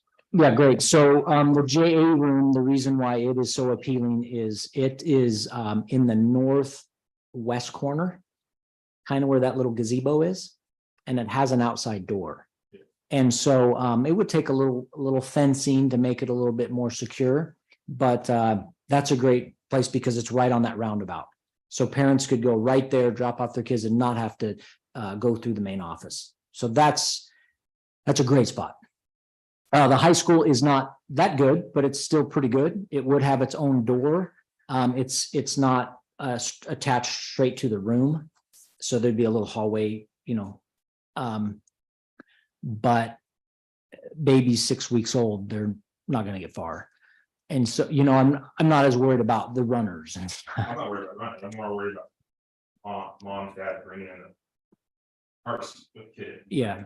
Yeah. So and so would it be perfect and they would never, I can't guarantee that, but I do think the JA site's a great one for location. Ashley Lee, the JA principals walked through it twice with me with various people, and she's really excited about it. She thinks it'd be a great addition to the school as well. And I agree with you. If we're going to do this, the budget I put together is a 3-year budget. I think if we're going to commit, we need to commit for at least 3 years. And then, if all of a sudden JA blows up and they've got 100 more kids, and we serve K-12 first, is my opinion. I love the idea of primarily helping the students. I think also maybe even their families. I don't want anyone to drop out because they have to take care of siblings. So that could be a great opportunity for those families. I would just be concerned about some costs and maybe making sure that are we talking about this would be a free daycare, or maybe we figure out some cost things for those families who have kids in there and teachers. And I'm less concerned about the impact to the overall county because our charter is to serve the Newburgh Dundee citizens, taxpayers, and those with kids here. So I think that's less a concern for me of this competition. It would just be more of what option best serves those that we are elected to serve. So I personally, I think that it seems like, correct me if I'm wrong, you're just wanting permission to continue exploring this and putting it together for, vote on it at a later time. And so I would go ahead. Yeah, I would support that. Yeah, I mean, the commission wants a budget. And I would rather not give them a budget if this board says, nah, we're not interested, right? Why waste their time? Why, so yes, I guess I want your blessing to keep going. We will have to have an MOU and a signed contract with them. And at that time, there would be a formal formal board approval. And then you had one, you said you had a question that I have an answer for, but I can't remember the question. Well, I think just personally, I would give my blessing. I think especially if you are able to bring it back to somewhat of a nexus to the taxpayers and citizens of Newburgh Dundee schools, not just the people who attend, but the people who are paying for, our salaries in school buildings. But I think that if you know, how you were going about it with students and their families and it was cost. I was asking about cost. That was the question. Yeah, so the cost, we would seek certification so we could receive the employment related daycare money from the state. And from my understanding, how that works is if a family qualifies, then the state would pick up. I don't think in any cases it's all of the bill, but it can be the vast majority of the bill. So the state would pay for their childcare bill rather than them. And we would seek that certification so we can do that, which enables us to serve the poor people, poor folks. Thank you. Yeah, I think just is as you move forward, I think especially if you can articulate how this would help K-12, and I think that's definitely in there. You alluded to some things. I think that, you get my, at least my support on that. So if you can bring it back to how, and I think it's pretty easy, there's lots of families who are in need and, especially those that have connection to our schools. So thank you. So I'm not running for miscongeniality, just so everybody's aware of this. I have really some concerns, and part of my concerns are rooted in the fact that I know this other organization has worked for 2 years. They have a whole committee. They've been working hard. I think there's some optics with this switch that has just sort of landed in your lap. And I am happy. I mean, I don't want to have to say this, but I think there's some political nepotism happening here. And I'm frustrated because the plan that folks were really working hard, the collaboration that's gone on in the last 2 years really was about daycare within the whole county and some training and getting people certified, people who started daycares during COVID that are not certified, getting people certified so kids are in safe environments. And that's not to say that the uncertified aren't safe, but that just those standards are in place. Great Expectations was really about parenting, pregnant and parenting teens, which I'm not really sure what that population is for our school currently. And I know these funds have to be spent by the end of 2026. End of 24. That's what I was told. The 2 million has to be sent at the end of 24. I was told by December 24. How are we going to spend $2 million a year? Well, it has to be allocated. So it has to leave their hands and go somewhere But else. I think that the funds have to be, I think the funds have to be spent, and we can figure that out by 2026. Otherwise, those go back to the feds. But we can figure that out. So I have concerns about it. I'm not 100% sure our priority is on childcare. I'm worried about this grant that has to be turned in January for and I wish I had it off for the early literacy and learning. That's going to be a big push. And I have a lot of logistical things going on in my head. So we got who's watching these kids all school year? Are these students? Are these volunteers? I know the mayor recommended, that this would be a lot less cost, and I don't 100% agree with that. I'm concerned about safety planning. How are we addressing the safety issues at the high school already in terms of active shooter? And now you've got littles, and there's so much that I think encompasses doing this work right, that I'm not sure that we can get there in time without sacrificing the important work that we are doing for student achievement, which I think is a goal that we all really have. I totally understand the importance of, businesses in town wanting childcare. It was really evident that was an issue with ADEC. But I'm not seeing that as our first priority. If it's parenting and pregnant teens, that's one thing, but I'm just not sure that we're there. So those are my. Did I say I wasn't running for Miss Congeniality? Nobody's voting for me. So those are concerns I have. I'm gonna jump in here. My concern is I ran for school board because I was worried about student achievement.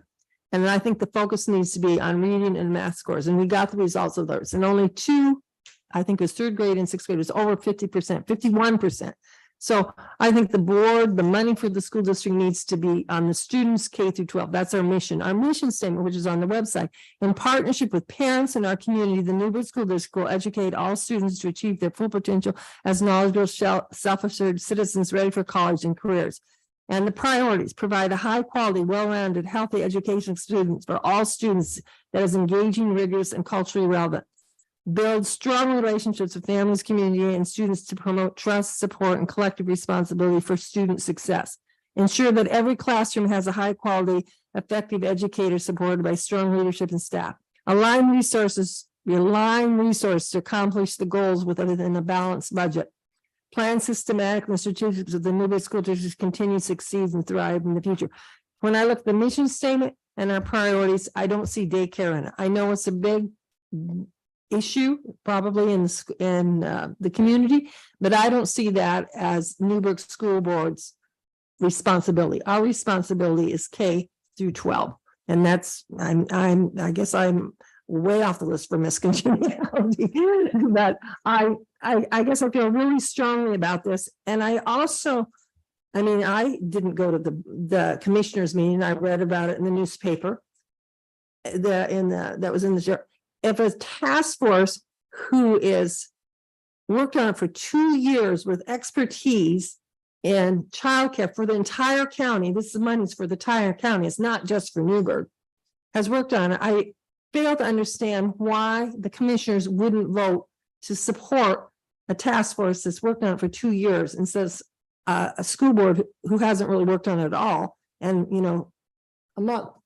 And that's the thing. It's plus I have all kinds of questions like liability, insurance, cleaning, who's responsible, safety for little ones.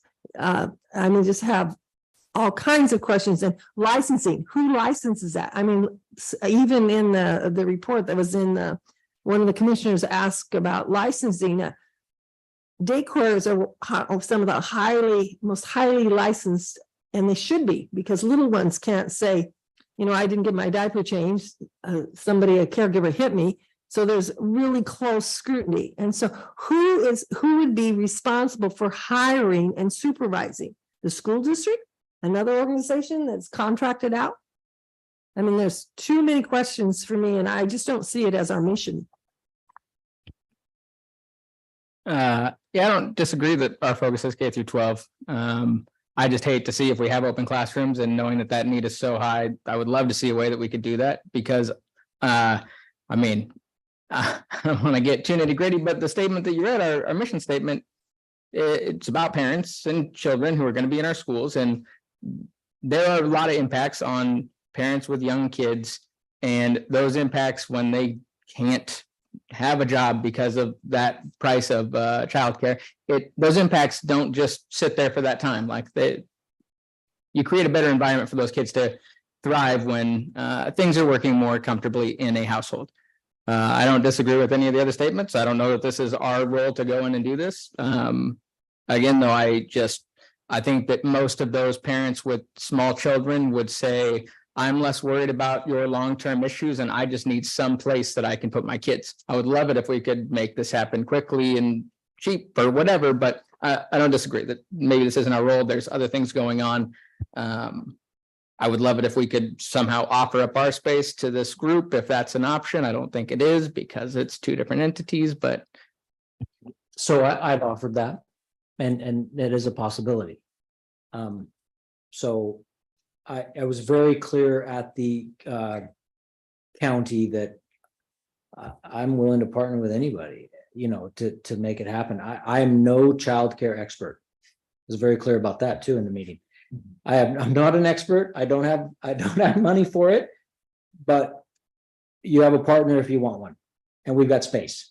And that was kind of the gist of my statement. So I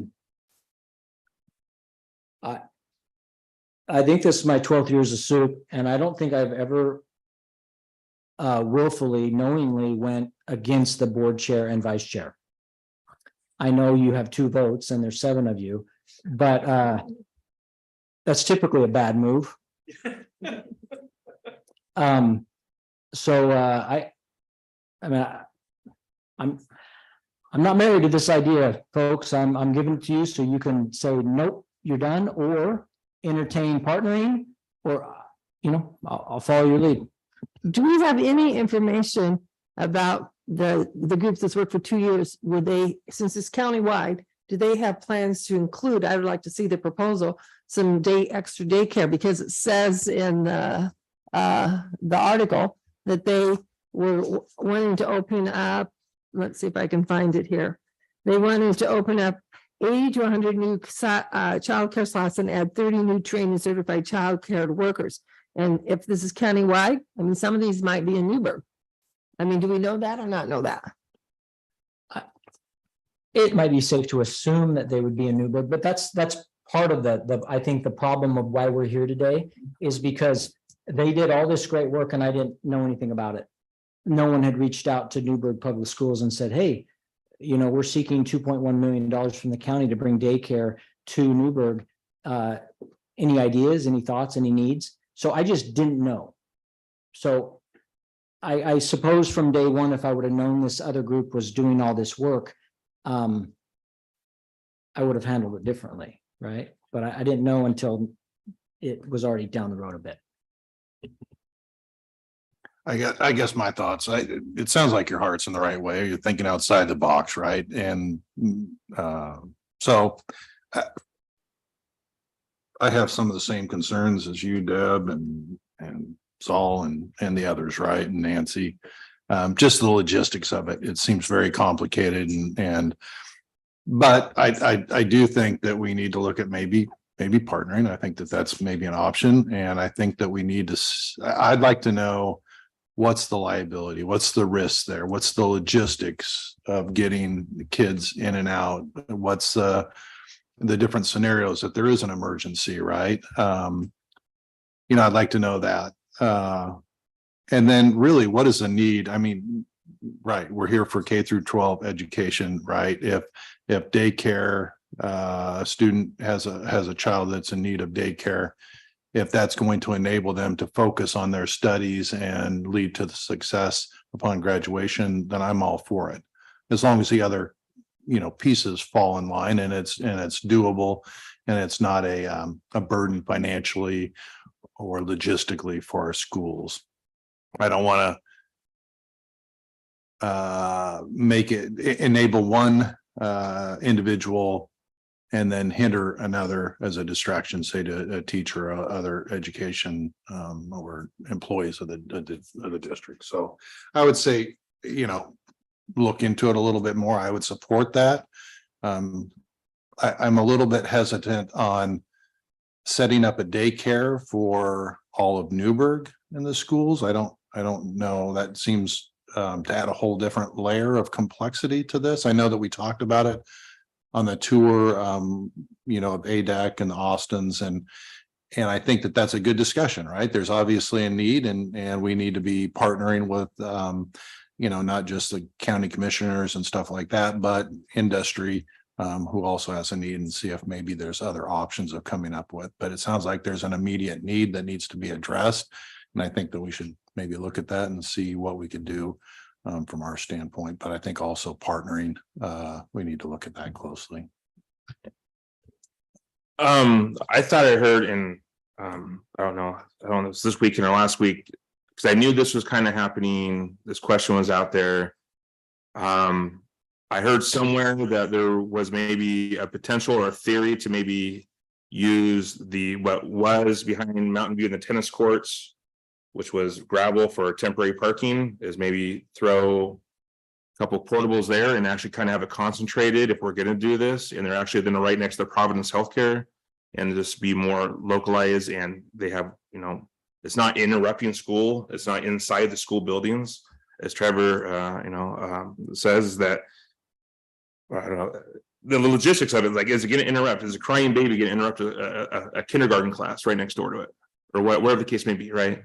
And it's just, I think we could meet the needs. I agree with everybody else. It's not that is not the priority of the board. But I do think if there's an opportunity to serve, then we can serve for that. So there was a question about a couple modulars in that temporary parking behind the tennis courts. Checked into that real quick. 2 modulars, to purchase 2 modulars and get them hooked up to the plumbing and the power would be about $1 million, according to Cornerstone. It's a rough estimate because we didn't have time to, but he figured about $1 million. So one of the things that I think makes us an appealing partner is because we already have space. And so spending $1 million on space, you know, they can do that anywhere, kind of thing. So yeah, but we did look into that. Sorry. Dundee Elementary School's for sale. I just wondered what the principals have, what interaction you've had with the principals, their opinions on it, or, you know, because this would influence their schools a lot.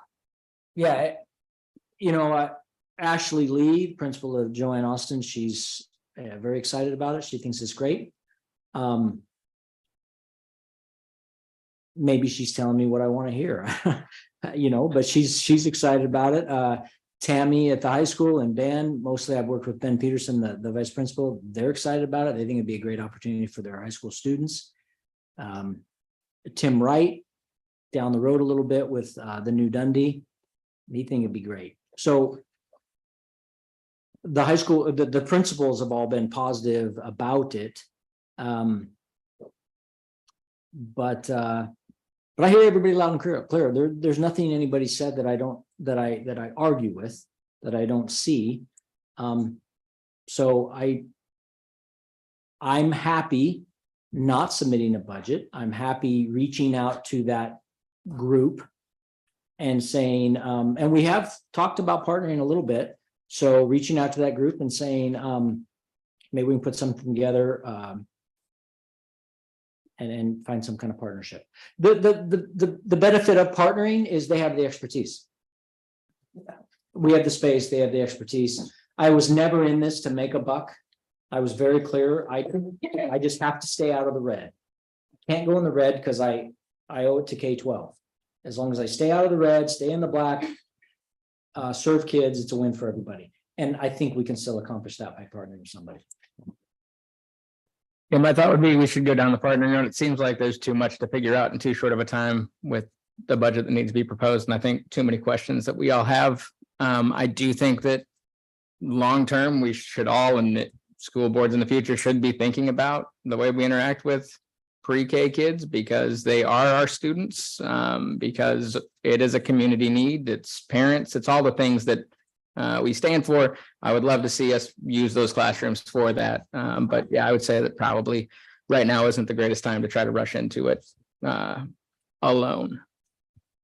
Yeah, I also love the partnership idea. And we had a lot of questions. Sounds like some more research is needed. One other one that I was thinking of is obviously we want, as we serve K through 12, to attract and retain the best staff we can. And you mentioned, you know, that's been an issue for lots of employers. So I wonder if maybe we would reach out to NEA and see if that is an issue that the staff is facing, because I think that could also sway it one way or the other for us too. You know, if we have staff at our schools, staff and teachers that are struggling with that, and that's maybe one reason they're not coming here, or maybe people are leaving. If that could solve that issue, I think that would be a huge, for me at least, that would be a huge swaying piece, because, you know, we want to have, you know, attract and retain the best staff so that we can bring up, you know, our student achievement scores. So this is not an agenda item to vote on, but the way I'm hearing it is like board members would think about partnership, not, and asking if there's ways that you could partner, but not be responsible, provide some space or something, but not.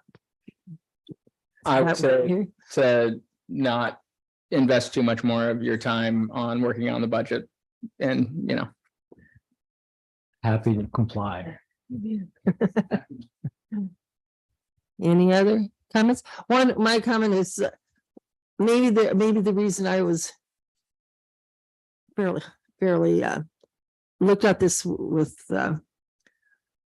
not a good idea for us after just being at the family place and their opening and all the thought and the investment that goes into that to have a really excellent program and a user-defined playground for littles and their little chairs and their little toilets and stuff. I just thought, whoa, and they spent lots of money and lots of expertise, and they are hiring and they run it. And Head Start does the same thing for school districts. Like in Salem Kaiser, they have I think 8 different schools that have Head Start programs there, but they're not daycare. I mean, it's different than daycare.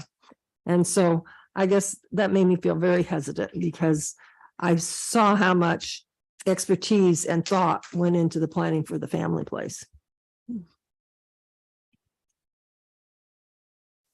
Okay, next thing, board action items, out-of-state travel to Japan. We have in here that Shaham Valley Middle School has an exchange program, and they will be going in May 2024, and they will have a partnership for 33 years, and it's student funded. And so the I guess the motion is to approve that they oh, sorry, Gary. Sorry, I didn't realize that. Thanks for having us. I appreciate it. Something fun for y'all to listen to for a little bit here. We're here to seek approval for the out-of-state travel. It's actually not out of state, but out of country to Japan. We have an exchange program over at Wayama, Japan, Saga City, and we've been doing this for the last 33 years, minus COVID. And Star Gold is a fantastic EA for us who puts on for us all year, every year. Just wants to talk to you a little bit about it. Hello, I just want to say thank you for considering us tonight. And we have been sister schools with Wadiana Junior High School for 33 years, and we've had them as they live in Asagro City now, and we've been sister cities for 23 years. So it's been something that a partnership we've had and we've built on, and they are looking forward to resuming it. We went 4 years without being able to go because of COVID, for 2 years for us, but for them, it was also, they had more hesitation about having visitors at that point. So the first half of the exchange is us traveling there we're usually in country 7 to 8 days with 2 days of travel on the outside of that. And then that happens middle of May usually. And then in August, they come and visit us. The same students that hosted our students will then be hosted by our students, and then some staff and other members of the community come to visit us, and we host them. The adults host the adults and the students host the students. They also would really love to have involvement by the mayor, by our superintendent, and other school board representatives that would like to be included in that. They like to meet, they like to see City Hall, they like to see our cultural center. So it's a really wonderful program that I'm looking forward to resuming. Any questions for us about it? Any questions or comments? Isn't that the Japanese garden at CVMS? Isn't that part of this or from? Yes, the Garden Friendship has been recently remodeled by a master gardener from Hiroshima. And that was initially, though, that garden was a gift to us from Wadiyama in 1997. The person who designed the original garden has passed. But we were really happy when I was actually very concerned when there was construction planned at the front of the building, and I saw how many things were being moved out, and it just felt so awful. And so I am just really proud of what we were able to accomplish through the help of Bob Woodruff and his fundraising efforts made that possible. So yes, that's why we have that garden. Thank you. Yeah, it looks really great. I went and checked it out just a couple weeks ago and it looks really good. So it's awesome. How many kids get to participate in this? Do you generally, if there's probably on here? The limit is 16. We take at least 12. But we try to take 16, but that all depends on the applicant pool. What a great experience. Thanks for doing it. Any other questions? How long do you guys go for? We're going 9 to 10 days, 7 days in the country, 2 days of travel. I just have a quick question. How are you doing on fundraising? We are in the process of receiving applications. They are due tomorrow, and we will be reviewing all those applications, deciding who to interview, and then we will have the delegation selected, and then we'll begin the process of fundraising, which is usually, which is headed up by someone on the parents of the delegates that go. One of the parents just takes that project on, and I will help if I do. So I'll help in any way that I can. But fundraising efforts that we make traditionally is wrapping gifts out for donations, and that's a big one. Well, keep us posted because I think a lot of us like to go to events. So yeah. What is the per cost per student? Because of airfare prices, it's gone up to about 2,500. We were looking at 3,000 initially, because last time we had a delegation planned, it was $1,000 for airfare. And then in September, it was quoted at $2,000 for airfare, but it's gone down a little bit. So we'll try and keep it right there at 2,500. And then will be for people who work very hard at fundraising and we just can't quite make it, families can't get it. There will be some partial scholarships for students that meet those requirements. Question about the timing. I know we go in May, which is part of our school year. I'm assuming it's part of their school year too. Why did they come during our summer break? They used to, when this first began, they came in the school year. So they would come and experience our school day as our students normally experience it. However, they don't like to have their students out of school. They don't have, and they go to school all year round. So they have a 2-week summer break, and that is end of July, early August. Then we have a week off in September.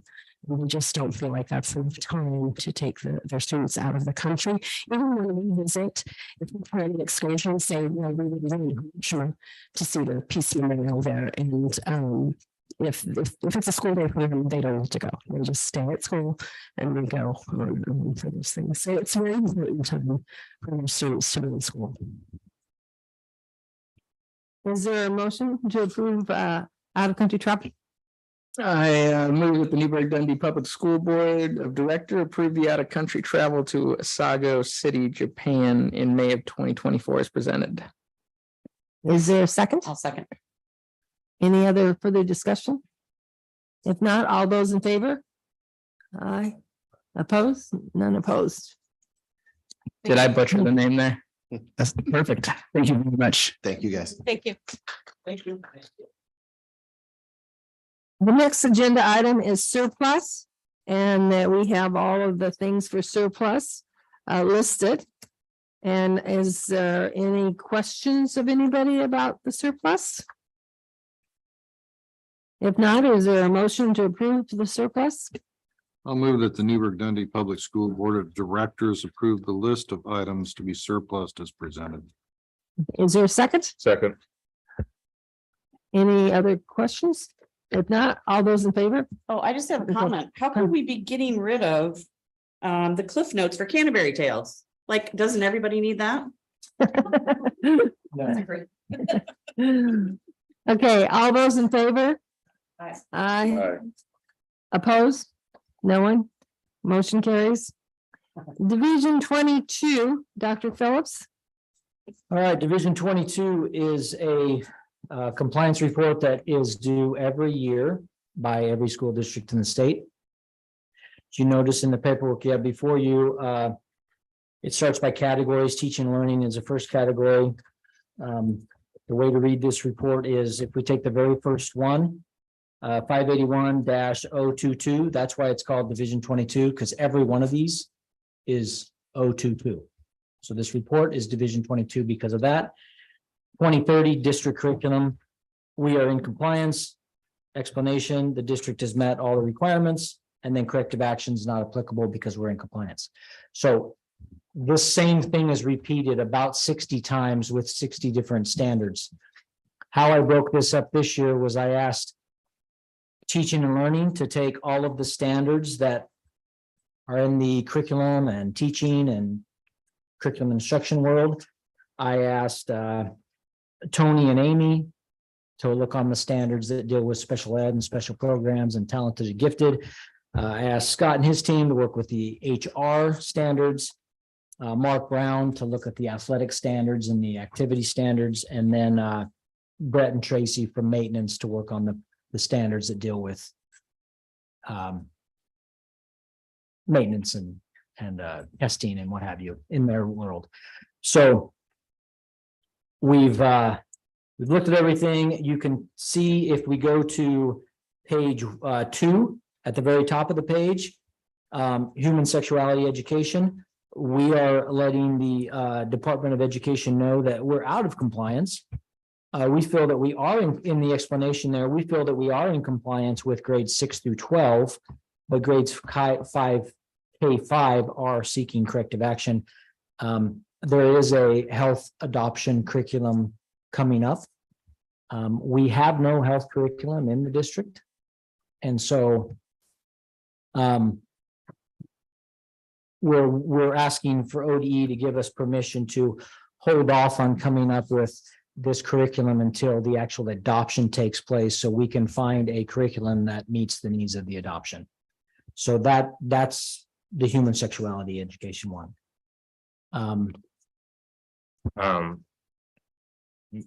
Have we submitted this report to the ODE? No. When do we do that? We do that as soon as the board approves it. Okay.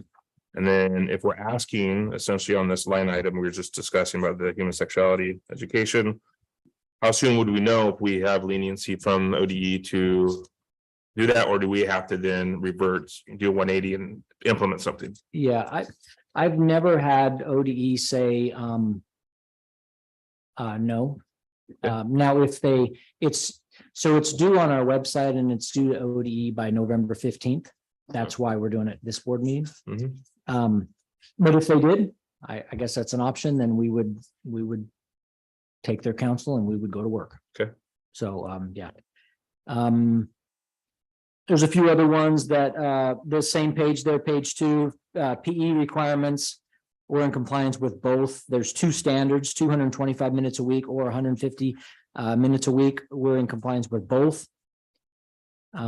If you go to page 3, third one down, instructional material adoption, you are all aware of this. We moved the math adoption to next year and we moved the science adoption to the year after that. That's a change that we needed to note here, that we're not exactly on the timeline that ODE had set. Top of page 4, that was a standard that was waived by the Oregon Department of Education. Diploma requirements, essential skills. So that's a little different. Go through, there's a lot of, like I said, a lot of these are in compliance. Another one on page 8, reporting on PE data, that was waived. And that is all of them. All the other ones are, we are in compliance. So once this is approved by the board, then we report it online. There's a reporting mechanism that we do, that I will do online, that we push it off to ODE. They see that, then we put it on our website. And then once the minutes are approved in November, that show that you approved it in October, we'll push those minutes off to ODE as well. I had a comment on page 7, 581-022-2510 suicide prevention plan. Was looking at that OAR, which references that we need a board policy that is for suicide prevention plan K-12 and ORS. And so I found the board policy JAHJHH. requires that we have a plan and that it needs to be on the site, on our district website. I was really hard pressed to find it. I found it in the handbook. Okay. If you look at some neighboring districts, Sherwood and TTSD, they're super easy to find. You just search it and they're pretty robust. Ours just didn't quite seem there. So I would just like to see that, especially in light of, in previous years, Newburgh's definitely had a lot of suicides, and I would just like to see that a little bit more prominent, and maybe just look at what some surrounding districts are doing, and make it as robust as theirs, because it looks like they have some great policies in place that are, standard. So that would be my only comment on that. Got it. Thank you. Any other comments, questions? If not, is there a motion to approve Division 22? I move that the Newburgh Dundee Public Schools Board of Directors approve the 2022-23 report on compliance with the public school standards, Division 22 as presented. Is there a second? Second. Any other further comments? If not, all those in favor? Aye. Anybody opposed? No, motion carries. Then next thing is dish wireless easement. All right, thank you. So in your packet, there's some temporary agreements and the utility easement, but maybe what would be most helpful is there's a map of where we're talking about.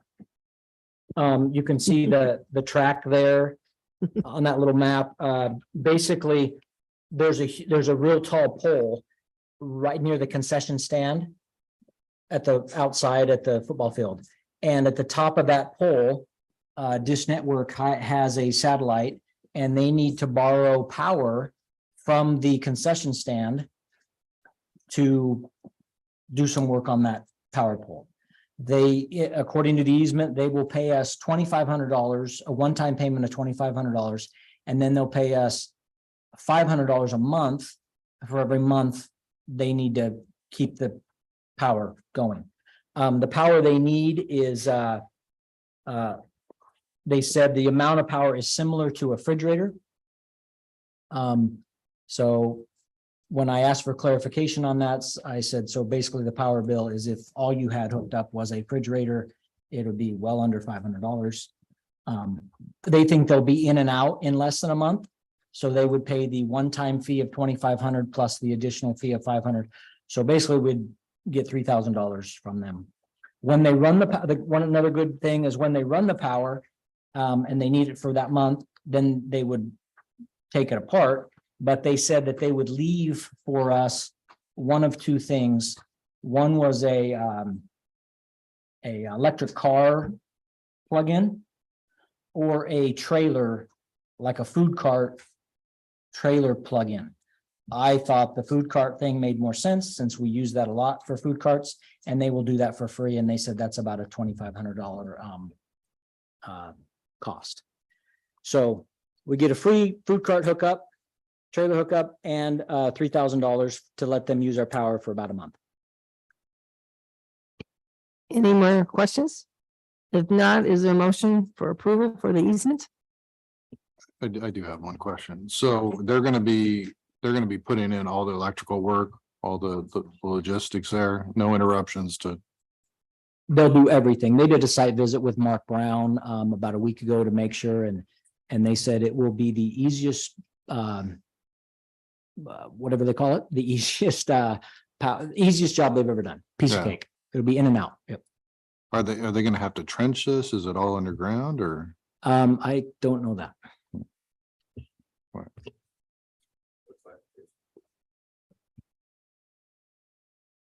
Is there a motion for approval?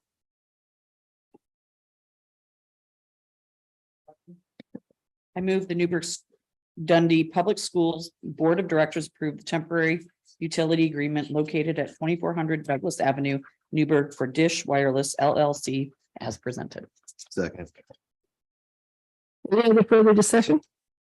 If not, all those in favor? Aye. Yeah. Anybody opposed? Motion carries. Next board action is out of district charter school, non-Newburgh student, Dr. Phillips. Okay, I sent you all an email and I heard back from some of you, but I sent you all an email on October 3rd. So a week ago. Citing policy JECB that states that on page 4 of policy JECB that if we have a non-resident student, which when you choose a charter that is not our charter, which we don't have a charter. So if you choose a charter school, then you become non-resident. If you become non-resident, then there is policy on page 4 that says tuition charges shall be equivalent to the per student state school fund amount plus any additional weighting funding. The superintendent shall develop the procedures through which the non-resident or adult schools may enroll in the district upon payment of tuition. These procedures shall assure that the admissions of the tuition students shall not detract from the educational opportunities of students who are residents of the district. And lastly, the superintendent may, under certain circumstances, waive tuition for non-resident students, including approved foreign exchange students and students who move from the district. So as I stated in my email to the board a week ago, by assigning a cost to these students that are charter students, that was per board policy. I have amended the cost that we originally called for. So in the last paragraph of my email to you all, I said, I will be recommending that the charter students' fees for trimester 1, which we're currently in, are waived for this year. And I have that right in per policy paragraph 3. I will then recommend that these students pay $333.33 for trimester 2 and $333.33 for trimester 3. This equates to a typical year-long class at the middle school level and the high school level cost of $1,000. Additional fees may be charged if that class has a fee attached to it already, like welding, culinary arts, etc. This fee structure is only for this school year, and it's not precedent setting. Any questions?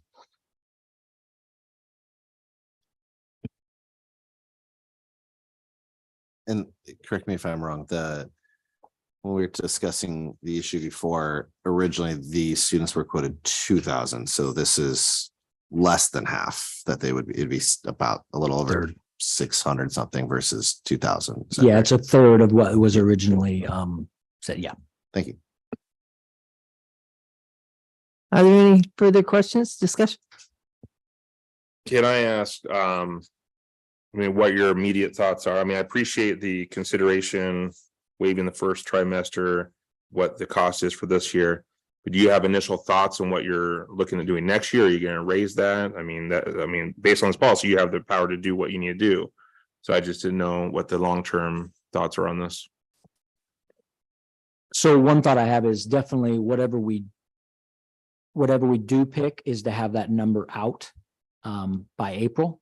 So families have plenty of time to decide what they want to do. I do think $666 is a great deal. So it maybe would be higher. I haven't given it a ton of thought.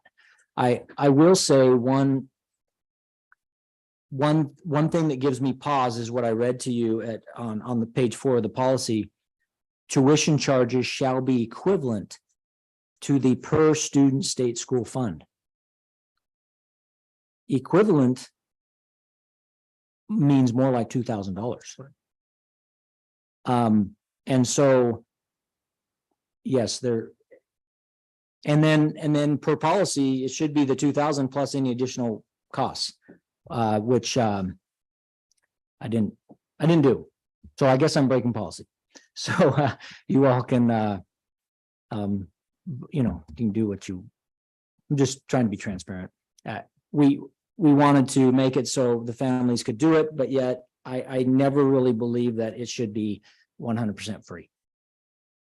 Appreciate it. I guess yeah, why hasn't this been used previously? This, policy statewide? Well, statewide, I mean, there are several districts that I talked to that belong to our ESD. There's 20 some districts. Some of them just flat out say, we don't do it. If you choose charter, you cannot come back. So they don't have the issue because they just say, no, thank you. Most other districts that I've talked to, in fact, I haven't talked to any district that let them come back for free.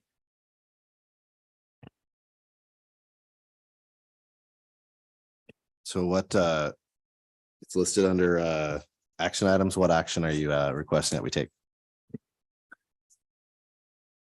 I would say to approve the, do we have it written out, Scott? You just have an outside district charter school. Non-Newburgh students, just the assessed fees as stated. Yeah, to approve the, as written on your thing, the outside district charter school, the key is non-Newburgh student. So the non-Newburgh student should be set in the motion, but to approve non-Newburgh students, $666.66 for the remainder of the school year. Would it be helpful to add in that there's a reduction since it's a little bit different from what you stated as the policy? I know it gets complicated. I don't even know that we need to vote on this. This is up to you to determine. I agree with you. I just, since it kind of, it took some weird paths to get today, I wanted to give you guys that option. Yeah. But you're right. It is not something need to be voted on. Okay. It would be my thought that we don't need to vote on it then, that it's your. Wait. Thank you. Just say thank you for your information. Thank you. Thank you for bringing policy to our attention and for, making the decision as you were allowed to by policy. Thank you. Okay, thank you. So that ends the board agenda items. So now it's board superintendent comments. And so Jeremy, do you want to start? Sure. First of all, kudos to the jazz band, great music, especially for only being together a month or 6 weeks or whatever. Love seeing all the old current band directors out there, also supporting a GFU band director. So that was awesome to see. Question, I've kind of a list here, so it might take a moment. The staff report, whoever transformed it into this beautiful piece of work, that's awesome. Thank you. Again, mine was just thoughts, and you made it more, you beautified the thoughts. I appreciate it. The concern I have is I heard this week that we're still using vendors to contract workers here. I didn't realize we're still doing that, so I would like to add next time how many of our workers, either licensed staff or classified staff, or however it impacts our groupings here, to include how many are in there. As a personal goal, I would say I would love to get away from using contractors. If you have something to interject So there. if you turn to, the staffing side, Mm-hmm. Heather, correct me if I'm wrong, but if we go down to the green. It's contracted classified. Is that what that is? Yes. Okay. There's 14 of them. It's 14. Thank you. It wasn't reported last month, so that's 0. Okay. That's fine. I appreciate it. Yep. Okay, so that's great. I guess I would propose to my colleagues on the board and the school district to get away from using contractors as much as possible. I'm sure that's a common goal. It's a goal of ours as well. We all of those positions are still open. Okay. So our agreement with the classified union is we've got to get them. We can't find anybody. Let's contract, but we will leave that position open in case anybody comes in. And they will bump. Okay. So one of ours would bump a contract person. Also, and Scott could help me with this, once the contract person works a certain number of days, if they're working out and all's well, we can then hire them away from them, but we can't do it until a certain, what is that day count? It varies depending on the number of hours they have during. Okay, so it's not Yeah. days, it's hours. Yeah. it's ours. So, and we have done that. Okay, awesome. Good to hear. Yeah, in my industry where I work in, we do a lot of contract work and it's not cost effective for the business, in this case, the school district, to keep that long term. So, so I like that. And I heard there was an impact last week where some of these contract folks did not, they didn't show up because of fingerprinting issues or something. So I don't know. Just concerning that we have that, but I appreciate you reporting that. So that's good. These next two topics are kind of go hand in hand. I'm concerned with I'll be point blank. Concerned with our tech department and the way they handle our commodities. And our commodities are children, our teachers, and the children's parents. I'm not going to point out exactly verbatim emails or whatever. I do have insight, yes, because I am married to a teacher, so I get some insight on some of the stuff. But there is a lack of couth in the responses to these people that are critical to our job and what we are doing as a school board. I think some of the comments I've heard, and they might not be 100% true, the old telephone game grapevine, they may have been construed a little bit by the time they get to me.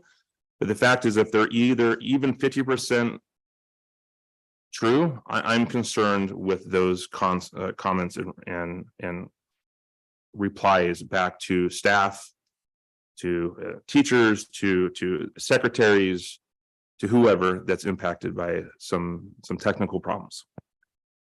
This relays into my last topic, is that one day after our school district school went in session 1st of September. We had our school board September, whatever it was. Literally one day after that, I hear water cooler gossip that I am too close to the union and I am too close to the teachers. I ran on the fact that my wife is a teacher and I do have that insight. They are a commodity, like I just said. So I will represent everybody in this city the same: teacher, students, classified staff, whoever. The fact is that what my concern is that how it got back to me is, again, the grapevine, there could be some untruths about this, but they said it came from the district office. And I do not like the fact that is potentially even true. You even said in one of the May meetings, board meetings, that, rumors, misinformation is completely wrong and should not happen. I 100% agree with that. Even our old chair, Dave Brown, said the same thing in several different, meetings. I only manage the budget. I don't manage. I manage with a group of people. The budgets, our policies, and Dr. Phillips. Other than that, I am your constituent for anything and everybody else in this city and all employees.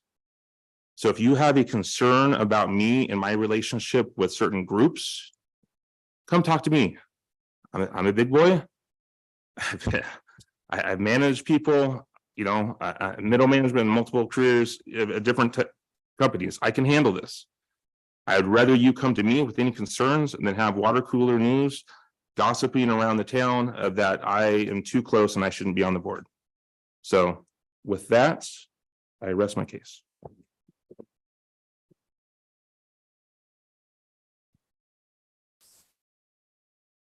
I don't have a whole lot of comments, but Dr. Phillips, are you going to be talking about the standard testing scores and stuff like that in your comments, or is that going? Okay. Yeah, great jazz band. I played trumpet. I learned that Dr. Phillips, you played trumpet also? 1 year. 1 year. Man, it just amazes me how great the jazz band was. They were, for those of you who witnessed it, that was pretty awesome. So kudos to the band director and all the kids who put the time and effort in, to come over here and perform for us. That was pretty awesome. You know, we, as a board, we have the responsibility to do the administrative stuff. For me, that's not the pleasant part of this. Really, I get excited about talking about education, how to improve academic performance and scores to support the entities that, you know, directly feed into that. And I hope that we can do more of that and be brainstorming ways to make that better. I know we're talking about a curriculum adoption and stuff like that.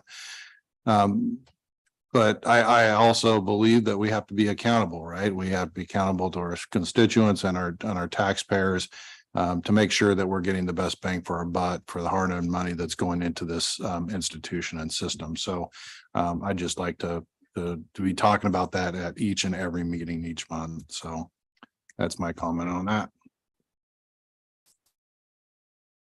Well, it's been a busy month. I wish I'd have written down all the cool things that I've seen in all the schools and have gotten to. Maybe you could fill in because we seem to go to a lot of things.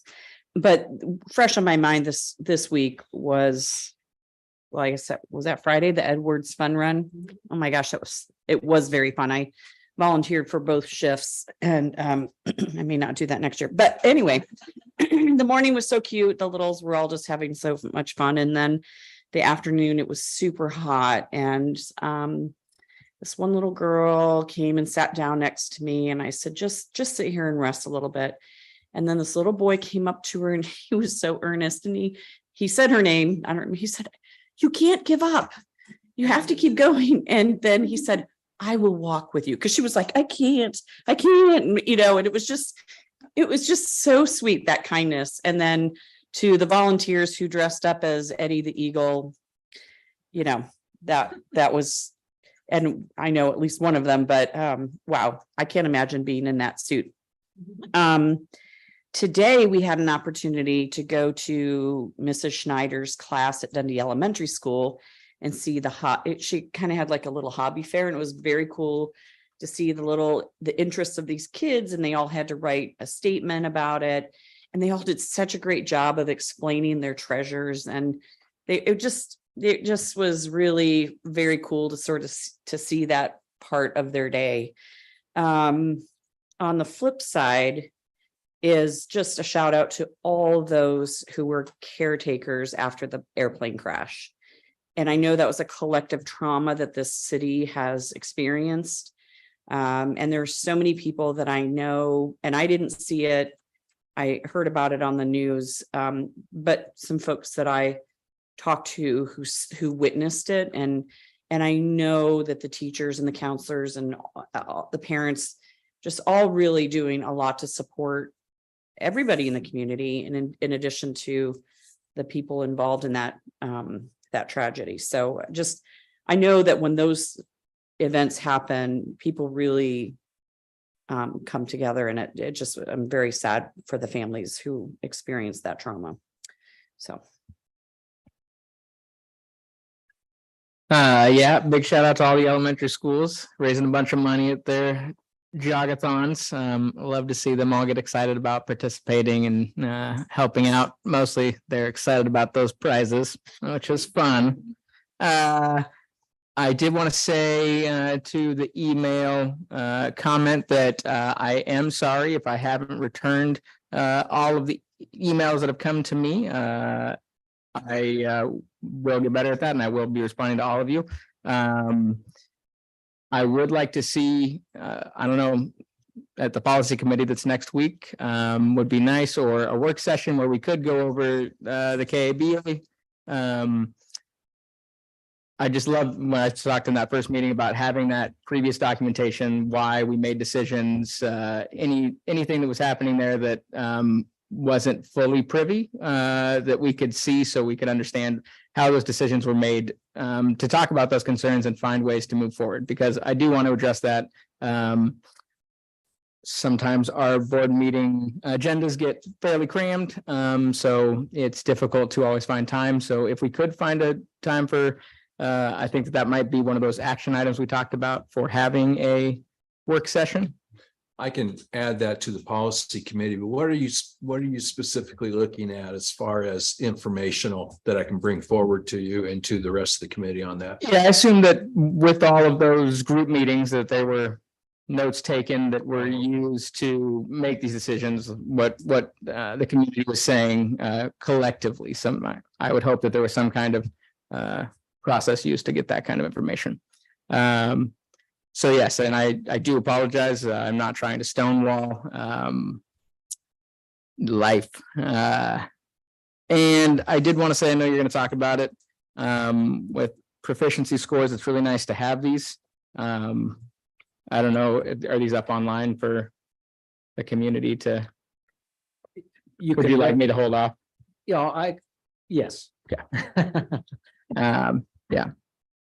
And that's all I have to say. Super excited about the student reps. That was really awesome to hear from them. Excited to bring hopefully 3 on board and really get to have a little bit more direct communication with the student body that we're helping represent. So really excited about that. One couple things. I know there was talk about a board complaint. I don't remember the whole policy, so maybe at some time, Dr. Phillips, we can talk about how it is that the board hears that. I don't know if that's just the chair, but since there was a new complaint filed, or amended complaint or whatever, I think that we're just, since it's come up again, would like to find a way that we can put that to bed. Also want to reiterate my colleague here's comments about the emails that were unreturned regarding the former KABA policy. Wasn't my intention as part of that policy committee to stonewall any parent. However, we haven't met as a policy committee, so I personally didn't feel like it was appropriate to respond yet. One of those things, we have our first policy committee meeting next week, and we have to elect a chair or appoint a chair. A few things there, and so it's just going to take time, but do fully intend to get back to that. I've also been looking at some of those previous notes from those things, and yes, if you could bring those would be great. But I think there are available online, some of those notes from those work sessions. So I was reading some of those and have some ideas at some point. Whether I know we may have a lot to get through this first policy committee meeting, but it is a priority. I would love to revisit that as soon as possible. And then last, I know it's been brought up several times, this cross idea. I'm just going to flat out say that it's probably never going to happen. I'll never support that, not because I'm against any religion or against having a cross. I grew up with the Christian faith, but I just want to address it. As we heard earlier, we have this exchange program with Japan. That garden has no religious significance. It's not Buddha. It's a person that was of prominence, and I forget the name of it. We've discussed it before, Dr. Phillips, but what the person's name was, but he was a prominent figure. The peace pole is not a religious symbol. So us as a school district putting up a cross or any other religious symbol would be, I think it runs a huge liability of looking like state sponsored religion. And that is something that would alienate a lot of folks.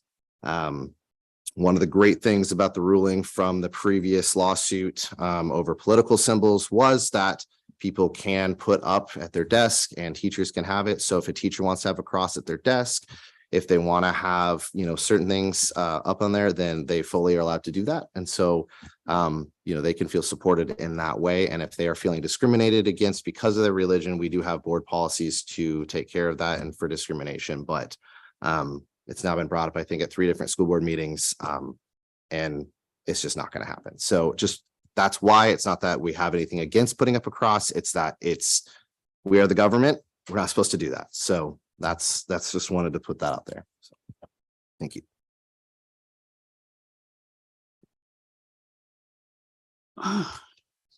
Yeah, I wanted to thank the student reps too. That's going to be a hard pick. It's going to be hard to pick. They were great candidates, so it's exciting.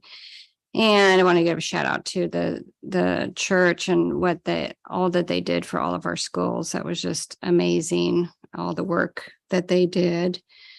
And the jazz thing, that was a lot of fun. I always enjoyed that. I missed the jogathon this year because I went last year to both days and but I have been feeling good. I've been battling something, so I haven't been able to do that. And then I wasn't able to go to the thing at Dundee today either. So I'm glad that it was nice that you reported what they did. But so, and I did make it to there's a reading program that Mrs. Gilmore's doing at Joanne Austin, and I went to that, and I think Saul's going to be participating in that as well in the future. But it was a really great program, and I don't know if we have those at the other elementary schools or not. That's one of the questions I've got to ask her, but that was really just a really neat program. I'm really encouraged by that because there's a big need for that in our schools, is getting that reading standard back up.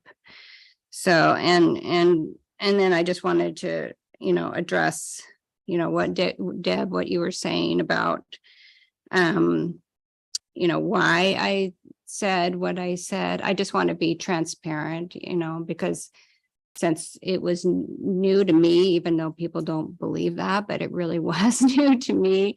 I just wanted the community to know what was going on with our budget committee, and just to just be transparent. So that's all I was trying to do, was just be transparent. So thanks.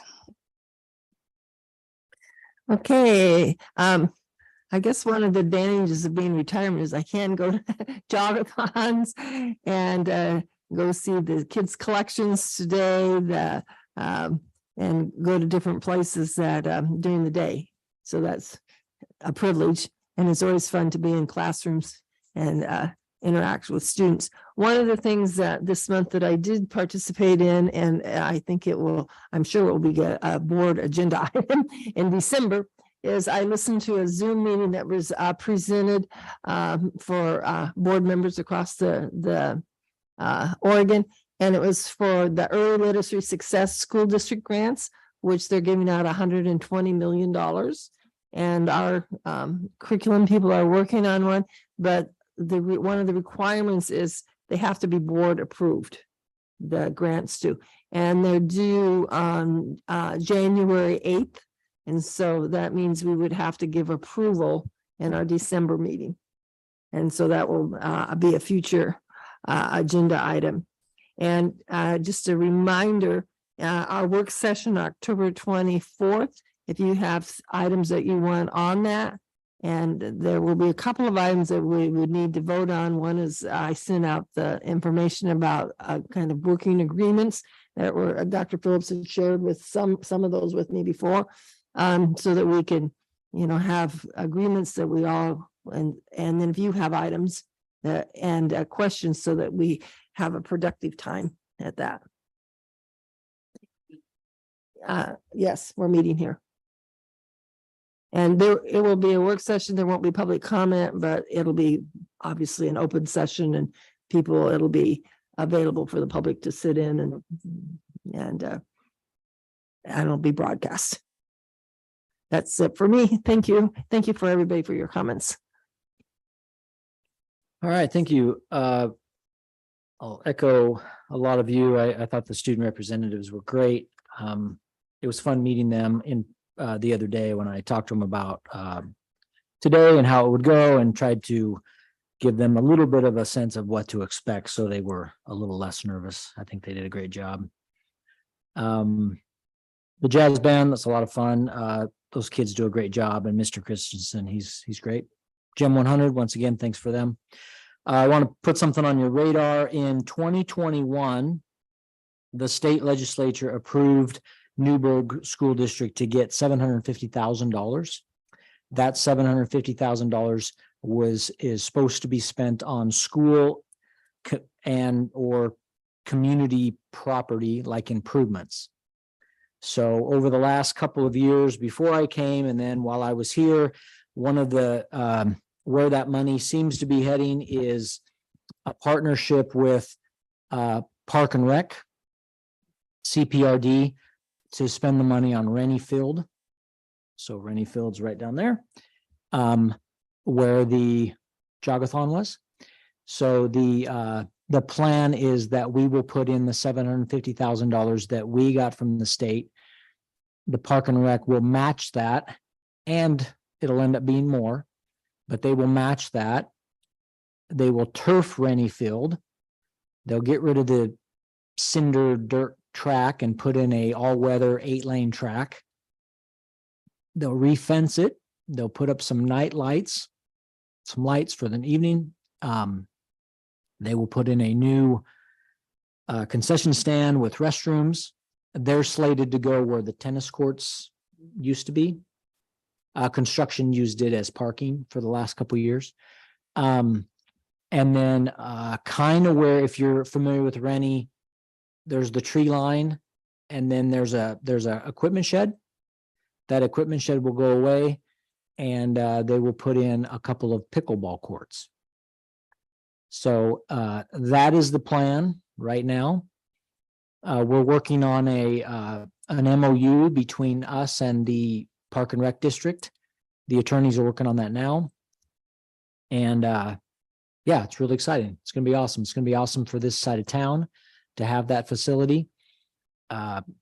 Look forward to continuing our partnership with CPRD and doing that work. So I wanted to put that on your radar because that very well will be on the agenda to approve the MOU with them in November.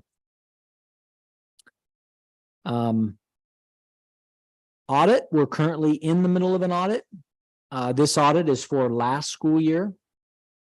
As you probably know, last school year, we didn't get the audit results back until June of this year, which is incredibly late. So our new auditing firm, Heather, kind of put a little pressure on them saying, hey, let's do a little better this year. They anticipate the audit to be completed next month, so in November, and then we're hoping to get them to present to the board in December. That's how it's supposed to work. So that is the plan. I want to talk to you a little bit about this Friday. This Friday, there are no kids in school because of parent-teacher conferences. And so we have, typically when there's no kids, there's also no instructional assistants. This year, we're having them come in and we're paying them for the day, and we're going to run them through various trainings. Some of the trainings is going to be on reading strategies. There's also trainings on language acquisition training. Some of our special ed staff are going to receive training specifically on autism spectrum and how to work better with our kids with autism. And then there's also going to be suicide prevention training. So it's going to be a great day for those staff members. Our special ed administrators and special program administrators and our teaching and learning staff are working together to pull that off for the day. That's fairly unique to pay and to have classified employees to come in for a day without kids and just train them. So I'm grateful for our staff to put that together for them. I just had a question about, is Friday the state in-service day? Or it is. And so our teachers, can they go to state in-service? I mean, like I always went to state in-service and learned lots. Yeah, that state in-service is not as robust and as popular as it used to be.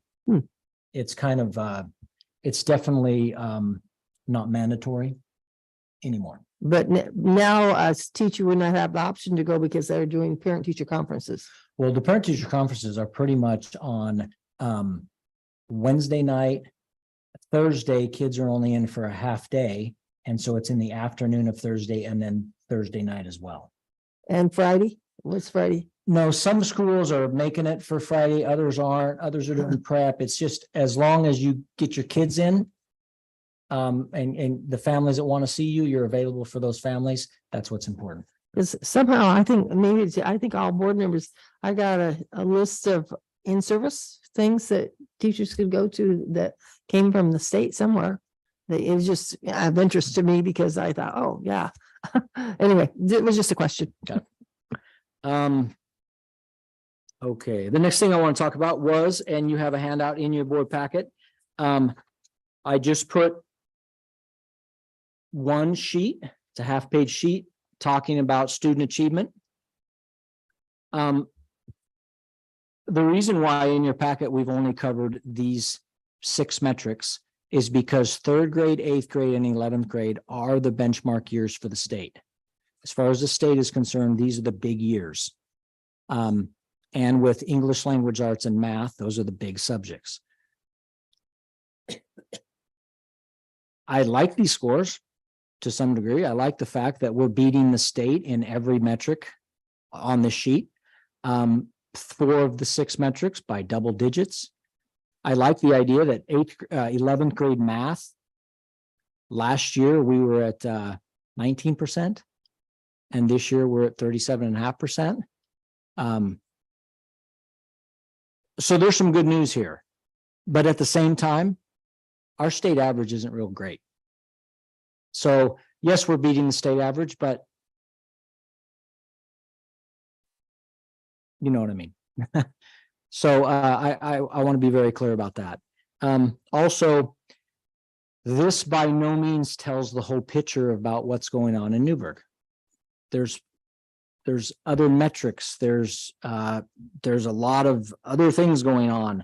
Some good, some not so good. And what I would recommend is that we do a work session sometime. And I don't know if we need to dedicate the entire 2 hours, but maybe we dedicate a chunk of time for a work session and really get into the data. Once again, I think as the state does, these are the most important numbers that the state wants to see. And that's why we share them. These numbers are the board's goals. These numbers are talked about in the strategic plan. These numbers are my goals. So they are important, but they don't tell the whole picture. I want to be very clear about that. And then one of these days when we have another work session, love to talk about that in more detail. Bottom line is our staff's working hard. They're doing a good job. And our kids are working hard, doing a good job. Families are. We're moving in the right direction, but we've got a lot of work to do. And I'll leave it at that. Thank you. Anybody have any questions for Dr. Phillips? Okay, if not, I think that concludes our meeting. So the meeting is adjourned. Yeah. Okay. Thank you.